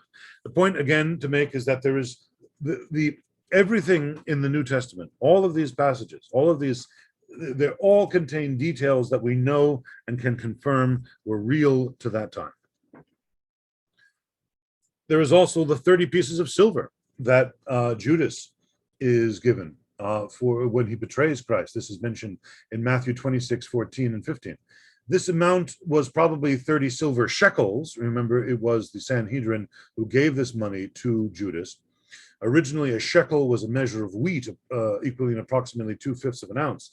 It then later developed into a silver coin of about the same weight. And indeed, many of these silver shekels have been found by archaeologists. And lastly, there is the widow's mite. This is mentioned in Mark 12:41, 44, and Luke 21:14. Oh, sorry, 1 through 4. The passage in question reads, 2 very small copper coins worth only a few cents. And the first words in that translation translate the Greek word lepta, which is the smallest Greek copper coin. The second translates the Greek word quadrans, which is the smallest Roman copper coin. Now, these are very specific words, okay, very specific words. It would be like somebody mentioning, I don't know, the Sacagawea dollar coin or something like that, and knowing that it's the only kind of coin that you could use on the bus. And knowing the minute monetary value of these coins brings home the point. Of course, the point in the Gospels, Jesus is making that the greatest offering being given in this moment is the widow's small offering, which when compared to a lot of money that the rich are giving is much greater. They gave larger amounts, but out of their wealth, while she gave the little that she had to live on, and so it's considered greater. But the point I'm trying to drive home at this point is really just to say that those kind of small details of the knowledge of those coins and everything like that, they all bring to the fore the idea of the historical basis for Christianity, how everything in the Gospels is undergirded by this really happened, and that the authors of the New Testament documents are proclaiming the historicity of what they're talking about. One of the classic scholars writing about the authenticity of the New Testament scholars, F.F. Bruce, who I've quoted extensively throughout this talk, opens his study, The New Testament Documents, Are They Reliable?, with these comments. Quote, the Christian gospel is not primarily a code of ethics or a metaphysical system. It is first and foremost good news, and as such, it was proclaimed by its earliest preachers. And this good news is intimately bound up with the historical order, for it tells how, for the world's redemption, God entered into history, the eternal came into time, the kingdom of heaven invaded the realm of earth, and the great events of the incarnation, crucifixion, and resurrection of Christ, this historical once-for-allness of Christianity makes the reliability of the writings which purport to record this revelation a question of first-rate importance. And it is impossible, I would say, not to come to the conclusion that the Bible is historically trustworthy. If one does not believe that, if one chooses to discard the Bible as being unreliable, then if that person is going to be consistent, then they must also discard almost all literature of antiquity. One major problem that we constantly face is the desire on the part of many people to apply one standard or test to secular literature and history and another standard to the Bible. However, we must be consistent with our beliefs, and one must apply the same tests unless guided by presuppositions that preclude historical conclusions, whether the literature under investigation is secular or religious. And having done this, we believe that we can hold the New Testament in our hands and say it is trustworthy and it is historically reliable.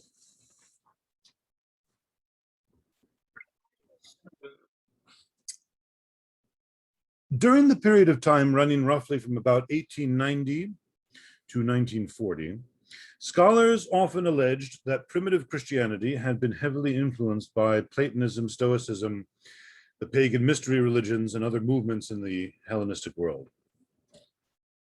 Largely as a result of a series of scholarly books and articles written in rebuttal, allegations of early Christianity's dependence on its Hellenistic environment began to appear much less frequently in the publications of Bible scholars and classical authors.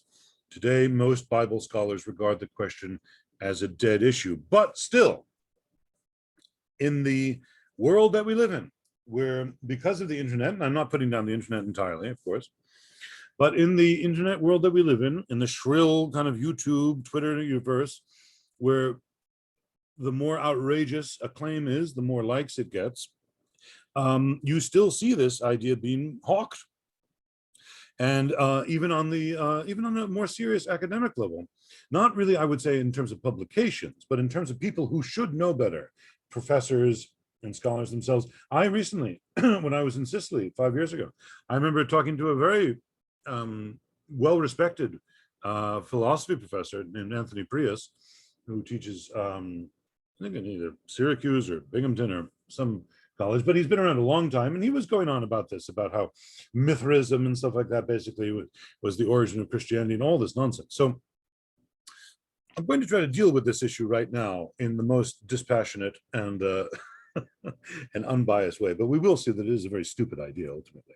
Now, in order to get there, what I would like to just kind of begin with is an overview of, we talked about mystery cults before. In some ways, it's an invented category.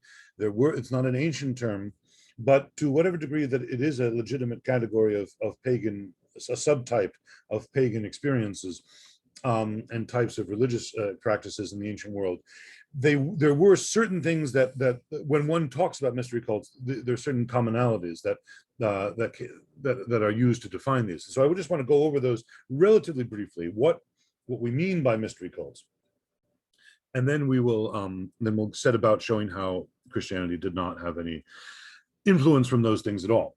The first element, the first key feature of the mystery religions is what we might call that they had a cyclical view of time.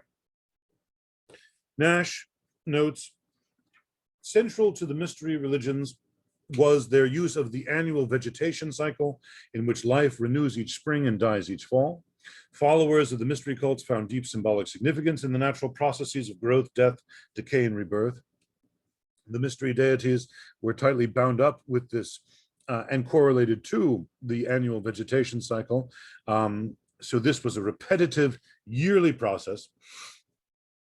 Leading Bible scholar and theologian N.T. Wright observes, quote, these multifarious and sophisticated cults enacted a God's death and resurrection as a type of metaphor, whose concrete referent was the cycle of seed time and harvest, of human reproduction and fertility. So that's one very kind of characteristic thing of these things.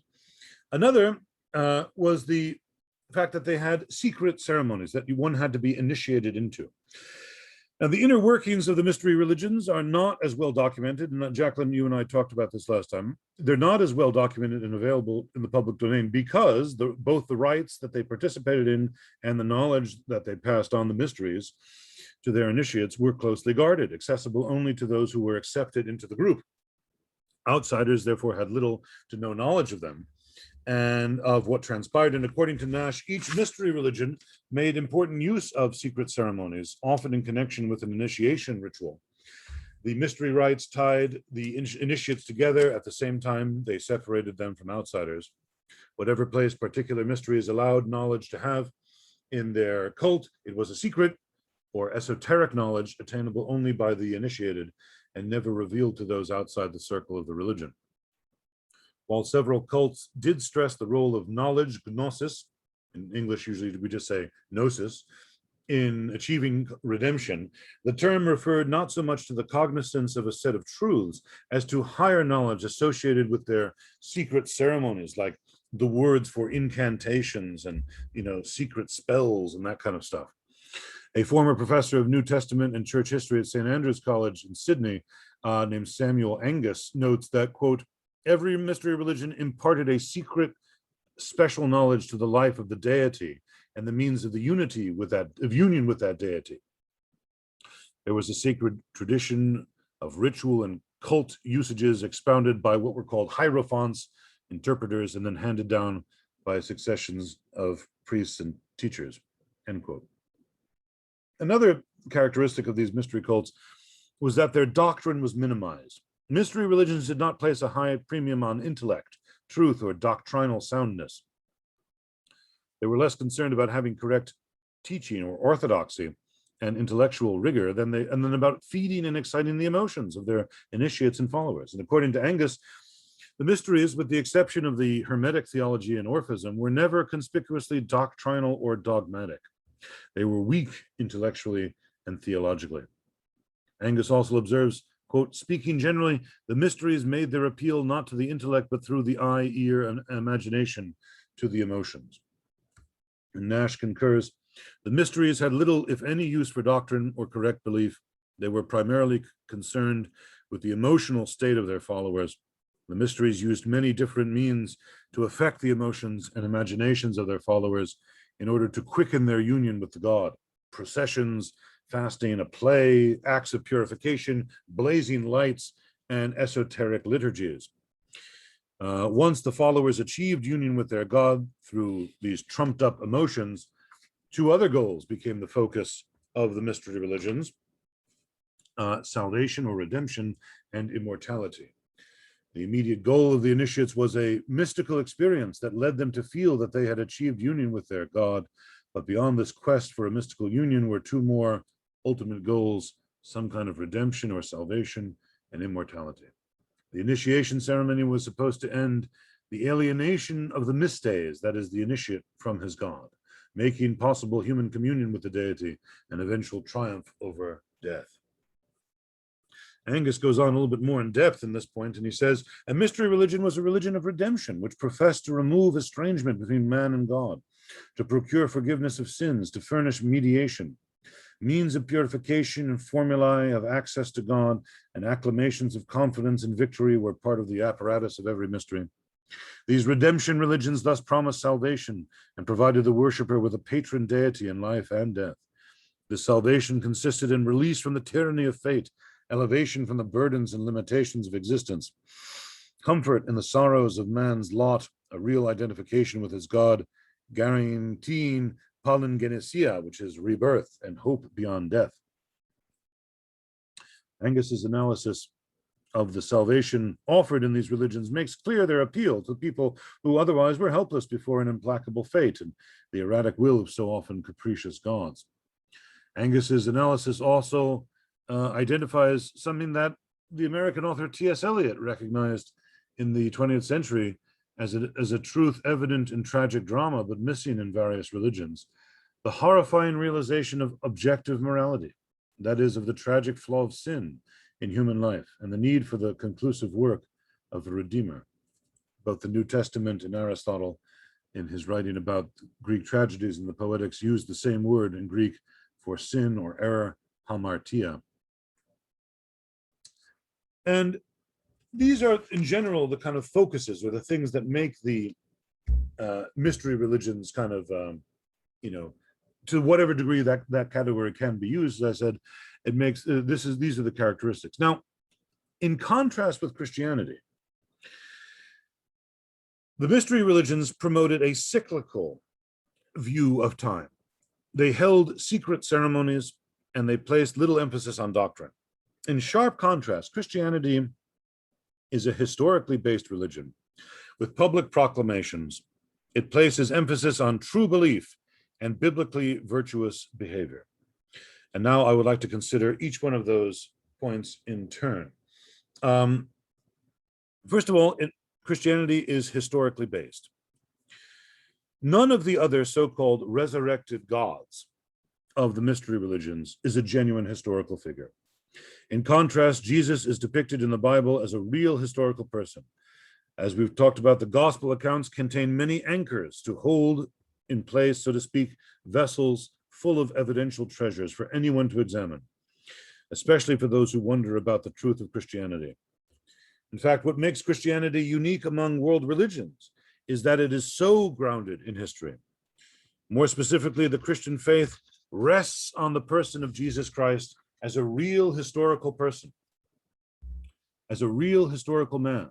The notion that God became man in space-time history, that he lived among us, that he died on a Roman cross and rose from the dead, is the core of the Christian proclamation, the good news. Indeed, one implication of the incarnation, of God becoming man, is that the incarnation invites us and even requires us to examine its historical credibility. The Gospels go to great lengths to speak to the where, who, and when of Jesus's ministry. They practically beg the reader to check out the data to see if these things are so. Take a look, for instance, at some of the passages that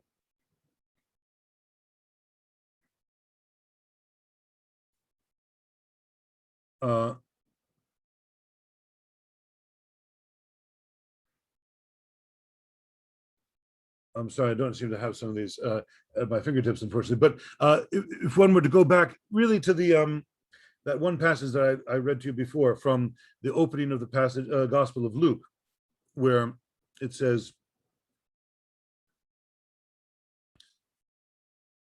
in the 15th year, I'm sorry, I'm just gonna read it to you because it's not behaving itself. In the 15th year of the reign of Tiberius Caesar, Pontius Pilate being governor of Judea, and Herod being tetrarch of Galilee, his brother Philip, tetrarch of Iturea, and in the region of Trachonitis, and Lysanias, tetrarch of Abilene, while Annas and Caiaphas were high priests, the word of God came to the son of Zacharias, John, in the wilderness. And he went into all the region around the Jordan, preaching a baptism of repentance for the remission of sins.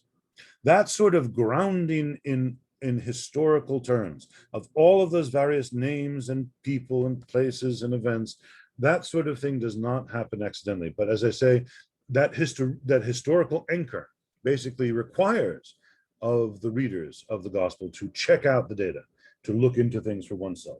Likewise, whereas the mystery religions practice these secret rites that were only for the initiates, Christianity is all about public proclamation. While the early Christians were known for certain insider rituals, of course, like baptism and the Eucharist, prayers, of course, these were not practiced solely in secret, but were performed and proclaimed in public. In the early church, inquirers were welcome to attend the preaching of St. Paul and of the other apostles, and there was a learning portion of the services for hearers, although they would not partake of the Eucharist until after baptism. And this public proclamation of Christianity is made clear in several passages of Scripture. I'm sorry, I don't have it on the screen in front of me, but I'll just read to you. This is from Acts chapter 2, verse 22 through 24, where St. Peter says, "Men of Israel, hear the words, Jesus of Nazareth, a man attested to you by God with mighty works and wonders and signs that God did through him in your midst, as you yourselves know. This Jesus delivered up according to the definite plan and foreknowledge of God, you crucified and killed by the hands of lawless men. God raised him up, loosing the pangs of death, because it was not possible for him to be held." And again, likewise, in chapter 10, verse 32 of St. Matthew's Gospel,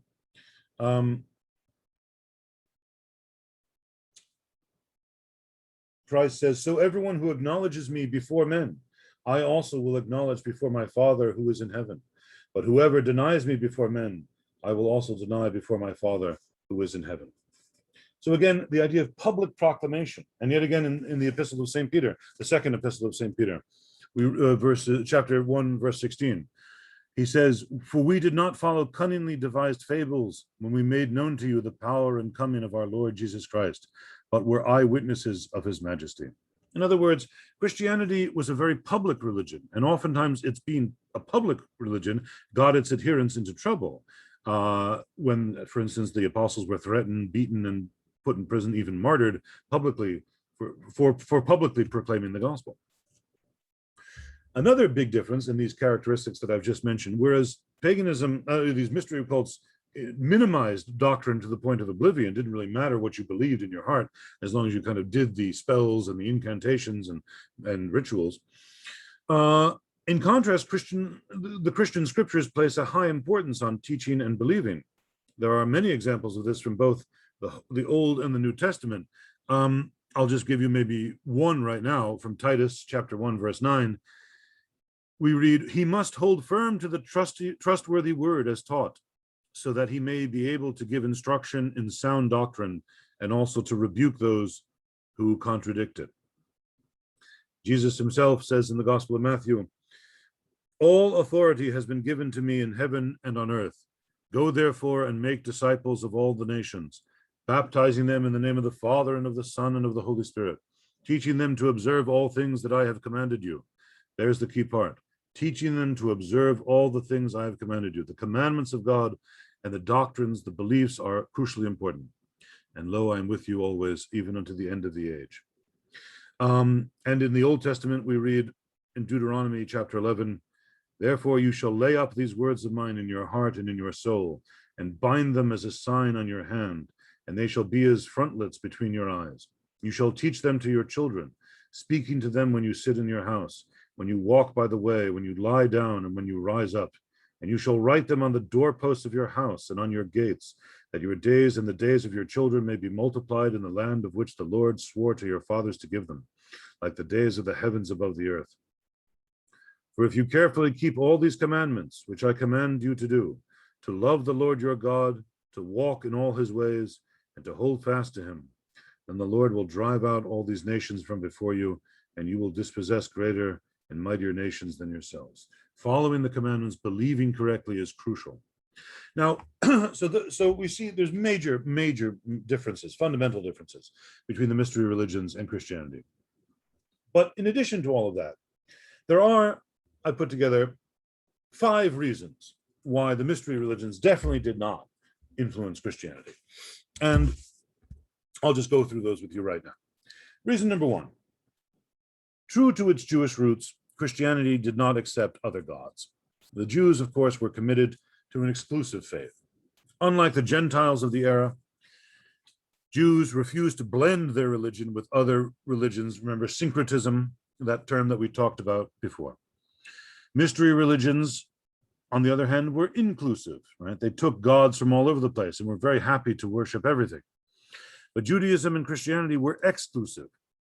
Generally speaking, Jews intensely resisted pagan ideas. We saw this, right, with the Hasmonean revolt against the Seleucids in 167, and all the way on down. In his Antiquity of the Jews, first century Jewish historian Josephus relays the following story of the Romans attempting to enforce Roman standards on the Jews and their response to Pilate and his troops. But now Pilate, the procurator of Judea, removed the army from Caesarea to Jerusalem to take their winter quarters there in order to abolish the Jewish laws. So he introduced Caesar's effigies, these would be statues, which were upon the ensigns, and brought them into the city. Whereas our law, Josephus is speaking from the first person now, our law forbids us from the making of images, on which account the former procurators were wont to make their entry into the city with such ensigns as had not those ornaments. So in other words, the Romans before Pilate had been respectful of the no image rule, and so had marched into Jerusalem without these statues, these images of Caesar. Pilate was the first who brought those images to Jerusalem and set them up there, which was done without the knowledge of the people because it was done in the nighttime. But as soon as they knew it, they came in multitudes to Caesarea and interceded with Pilate many days that he would remove the images. And when he would not grant their requests, because it would tend to the inquiry of Caesar, while yet they persevered in their request, on the 6th day he ordered his soldiers to have their weapons privately, while he came and sat upon his judgment seat, which seat was so prepared in the open place of the city, that it concealed the army that lay ready to oppress them. And when the Jews petitioned him again, he gave a signal to the soldiers to encompass them round and threatened that their punishment should be no less than immediate death unless they would leave off disturbing him and go their ways home. But they threw themselves upon the ground and laid their necks bare and said they would take their death very willingly, rather than the wisdom of their laws should be transgressed. upon which Pilate was deeply affected with their firm resolution to keep their laws inviolable, and presently commanded the images to be carried back from Jerusalem to Caesarea. There's a lot that one can gain there, but the point to make in all of this is that, as Komazeski says, the first century Jewish mindset loathes syncretism, ecumenism. Unlike the Gentiles of this era, Jews refused to blend their religion with other religions. Gentile religions were not exclusive. One could be a follower of several different gods at one time, but Judaism was strictly monotheistic, as was Christianity. As the gospel spread beyond the borders of Israel, the apostles not only found themselves introducing people to the strange idea of a man risen from the dead, they also came face to face with a polytheistic culture, but they made no accommodation on this front. In particular, the Apostle Paul maintained and taught devotion to the one true God before and after his dramatic conversion to Christ. Paul, of course, tells us that he had been trained as a Jew. He held steadfastly to Jewish beliefs about the one true God, and would have been unwilling to compromise them for pagan mythology, no matter the cost. He says, as about himself, circumcised on the 8th day, of the stock of Israel, of the tribe of Benjamin, and Hebrew of the Hebrews, as touching the law, a Pharisee, concerning zeal, a persecutor of the church, touching the righteousness which is in the law, blameless. But what things were gained to me, those I counted loss for Christ. And furthermore, he says, and I was advancing in Judaism beyond many of my own age among my people. So extremely zealous was I for the traditions of my fathers. Significantly, St. Paul in these passages and in his defense when on trial describes his strict training and life by the Pharisees. But he explains that he was transformed only when and because he realized that the risen Christ was indeed the promised Messiah. There are many passages where he explains this: Philippians 3:8 through 10, Galatians 1:15, Acts 24:14, and elsewhere. So it would be totally impossible to imagine St. Paul so zealous for the strict monotheism of his fathers to abandon it for pagan demons. Significantly, also, the second reason, the differences between Christianity and the mystery religions are far greater than the similarities.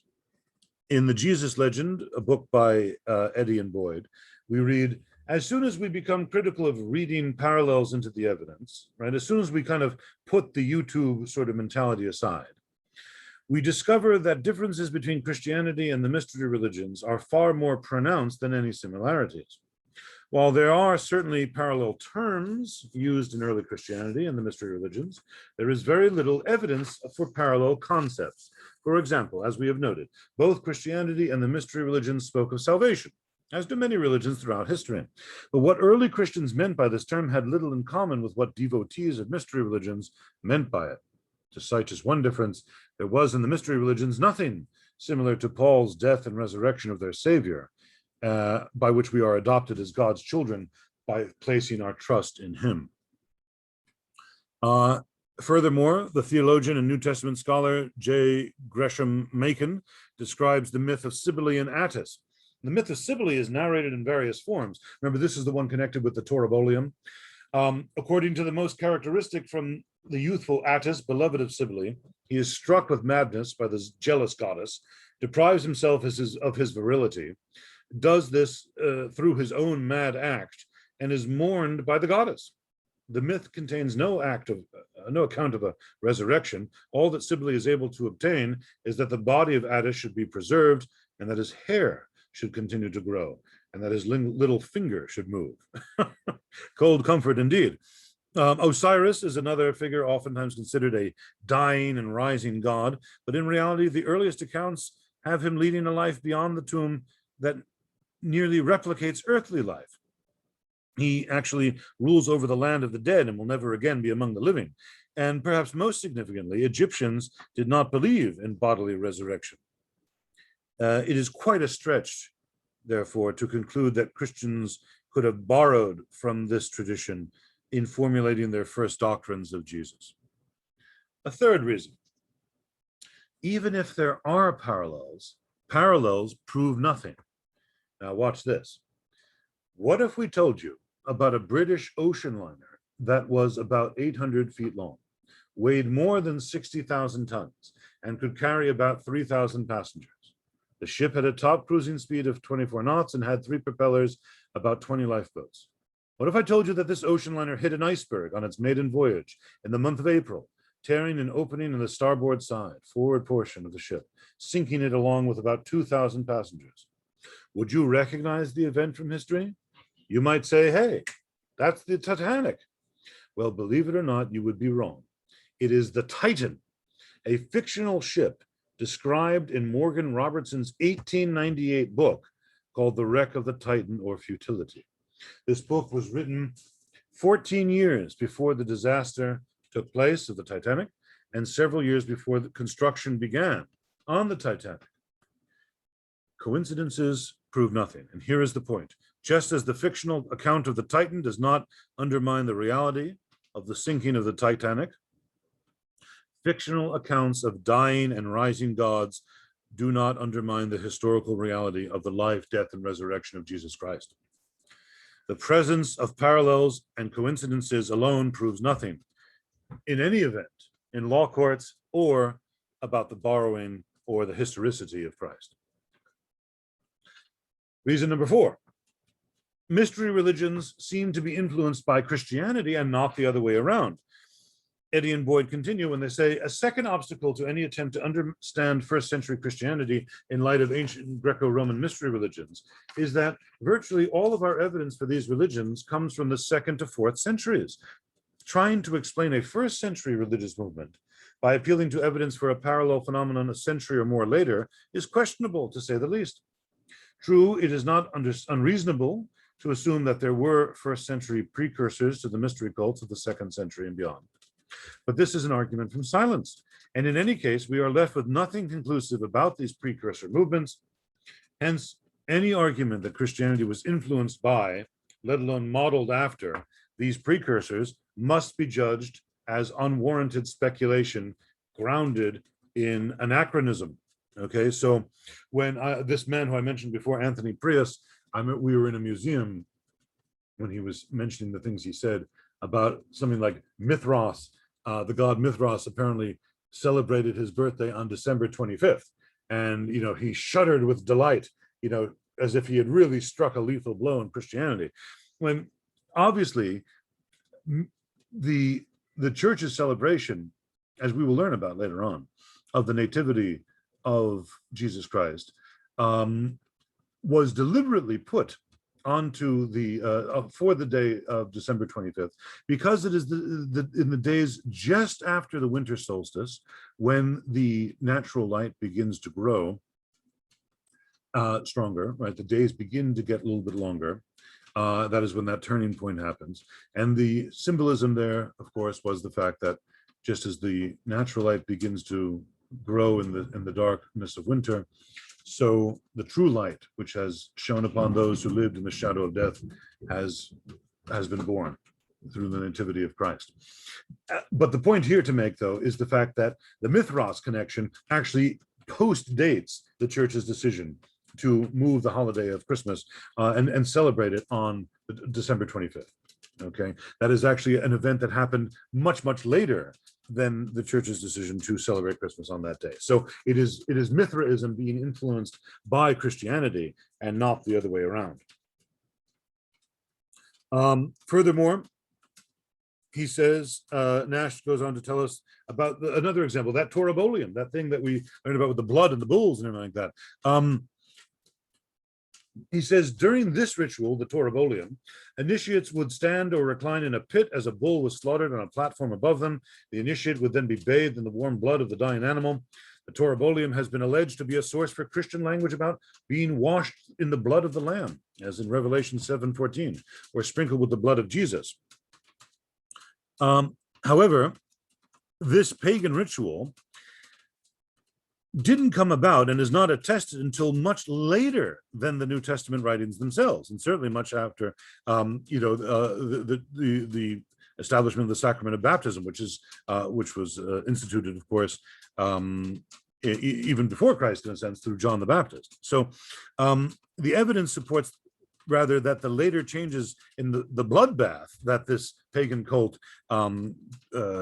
used actually borrowed from Christian imagery and Christian concepts themselves. Okay, fielding the question of who might have influenced who, Eddy and Boyd conclude the crucial point here is that if there was any line of influence, it would seem more reasonable to argue that it was from Christianity to the mystery religions rather than the other way around. And finally, the scholar T.N.D. Mettinger, a senior Swedish scholar and professor at Lund University, wrote in his book, The Riddle of the Resurrection, that there is near universal consensus that there was no dying and rising gods that predated Christianity. Although he personally believes there may have been some exceptions, there is, as far as I'm aware, no prima facie evidence that the death and resurrection of Jesus is a mythological construct, drawing on the myths and rites of the dying and rising gods of the surrounding world. While studied with profit against the background of Jewish resurrection belief, the faith in the death and resurrection of Jesus retains its unique character in the history of religions. The riddle remains. And lastly, unlike the cyclical nature of the deaths of these pagan gods, the death of Jesus is unique.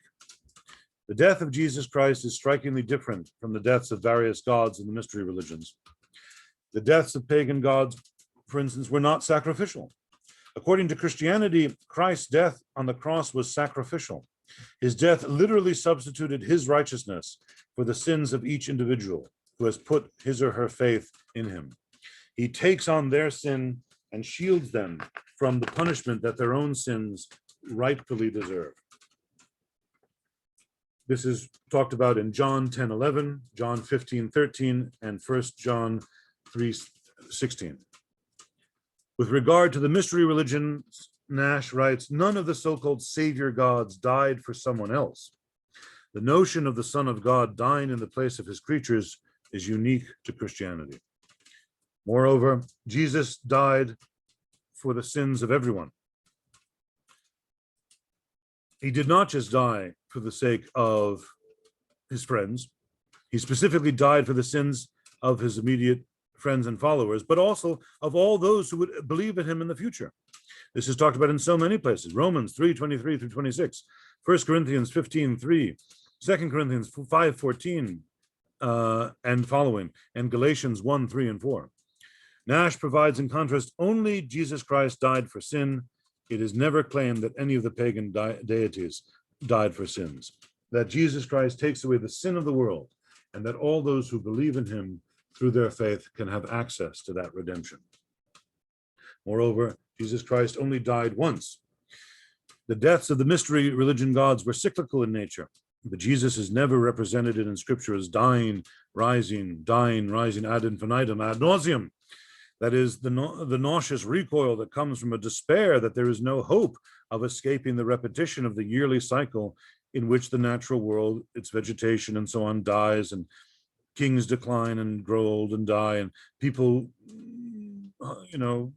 live only to die in the end. The biblical pattern is that Jesus Christ died once and for all and came to give life abundantly. Hebrews 7:27, Hebrews 9:25 through 28, Hebrews 10:10 through 14, and John 10:10. However, the mystery gods were, as I said, kind of like the vegetation, in the sense that their deities repeated death and resuscitation depicted in this annual cycle of nature. Moreover, the death of Jesus was not some made-up tale like Osiris or Dionysius, told by his followers in order to start a new religious movement. His death is grounded in history, supported by strong historical evidence that we've been talking about all of tonight. Nash's following statement that you see in front of you supports this point. Jesus' death was an actual event in history. The death of the god described in the pagan cults is a mythical drama with no historical ties. Its continued rehearsal celebrates the recurring death and rebirth of nature. The uncontestable fact that the early church believed that its proclamation of Jesus' death and resurrection was grounded upon what actually happened in history makes absurd any attempt to derive this belief from the mythical, non-historical stories of pagan cults. Another difference is that Jesus' death was voluntary. Jesus Christ makes it plain that he would lay down his life at a time of his own choosing. We read, for instance, in John 12, 20 through 33, which you see in front of you. Although the gospel accounts tell us that the religious leaders attempted to arrest Jesus and kill him, Jesus always slipped away from them and thwarted their plans because it was not yet the right time. But when he knew the time had come, he quietly submitted to being arrested in the Garden of Gethsemane. Nash comments, unlike the mystery gods, Jesus died voluntarily. Nothing like the voluntary death of Jesus can be found in the mystery cults. Macon contrasts the death of Jesus with the dying and rising mystery gods. One difference, of course, is perfectly obvious and is indeed generally recognized. The Pauline Christ is represented as dying voluntarily and dying for the sake of men. He loves me, says Paul, and gave himself for me. There is absolutely nothing like that conception in the case of the pagan religions. Osiris, Adonis, Attis were overtaken by their fate. Jesus gave his life freely away. The difference is stupendous, and it involves the very heart of the religion of Paul. Furthermore, Jesus' death did not end in defeat, but rather in victory. The historical record concerning Jesus does not end on a bloody cross or in a rock cut-out tomb. It ends with an empty tomb on an early Sunday morning and his ascension into heaven. The resurrection provides hope and promise of eternal life. The end is triumph, not tragedy, as in 1 Corinthians 15, 54 through 55. Contrasting Christ's death and resurrection with the mystery religions and their dying gods, Nash writes, I'm sorry, I don't have it. Yes, I'm sorry, here in front of you. And finally, Jesus' death was not a defeat, but a triumph. Christianity stands entirely apart from the pagan mysteries in that its report of Jesus' death is a message of triumph. Even as Jesus was experiencing the pain and humiliation of the cross, he was the victor. The New Testament's mood of exaltation contrasts sharply with that of the mystery religions, whose followers wept and mourned for the terrible fate that overtook their gods. In conclusion, therefore, the resurrection of Jesus Christ, as we have seen, was a unique event in world history. There is no compelling reason to think the first Christians borrowed concepts from the mystery religions to concoct the Christian faith. Nevertheless, and now I would like to kind of maybe deal with this from a more philosophical character, as opposed to purely historical. There are, I'm willing to concede, there are vague hints of gods in mythology who visit mankind, who die, and who rise to bring them to victory. Humphrey Carpenter, in his book, The Inklings, relates this vital conversation about the vague hints in these old religions, despite their errors, that in a conversation that was held between J.R.R. Tolkien and C.S. Lewis, two absolutely wonderful writers, Christians both, in the 20th century. And he writes the following thing. On Saturday night, September 19th, 1931, in Oxford, England, J.R.R. Tolkien and C.S. Lewis went walking with a friend, Hugo Dyson, and discussed these myths when a sudden rush of wind prompted Tolkien to remark that the trees and the stars revealed how people once imagined a world that was alive, myth-woven. Lewis was not yet a Christian, but no longer an atheist, and he responded that myths are lies, powerfully written and crucial to the history of language and literature, but not for believing. Tolkien argued that even when humans lie, our human thoughts and imaginations must reflect something of our creator, that the myth-making storyteller is, quote, fulfilling God's purpose and reflecting a splintered fragment of the true light. That led to a conversation on Christianity. Lewis knew well the mythical emphasis on sacrifice and blood. And indeed, he had examined the historicity of the Gospels enough to be nearly certain that it really happened, and to recognize that the New Testament centered on words such as sacrifice and the blood of the Lamb. But he wondered, what was the point of it all? How could the death and resurrection of Christ have saved the world? Tolkien's response was that the old pagan stories of a dying God provided a clue. They were, in fact, God using the images of their mythopoeia, story-making, to express fragments of his eternal truth. But with Christianity, the enormous difference was that the poet who invented it was God himself, and the images he used were real men and actual history. Here is a real dying God with a precise location in history and definite historical consequences. The old myth has become fact. Despite the enormous difference between these pagan mystery religions, Humphrey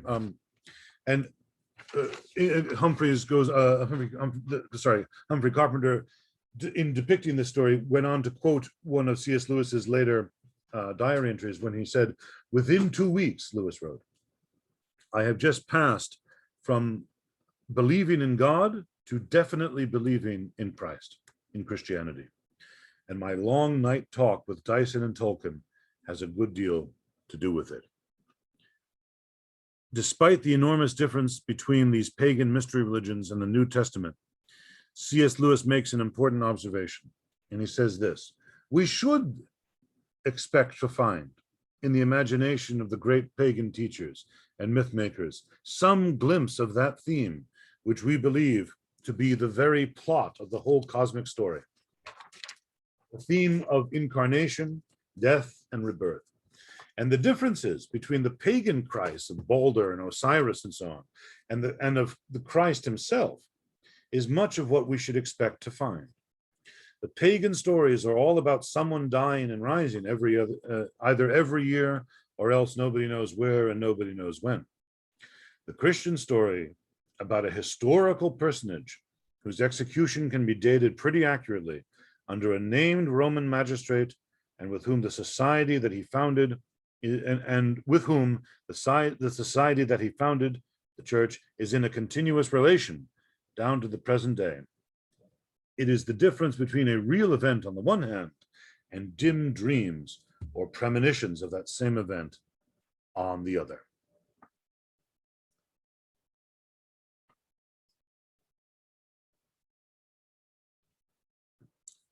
I'm sorry, were all of those slides not visible this whole time?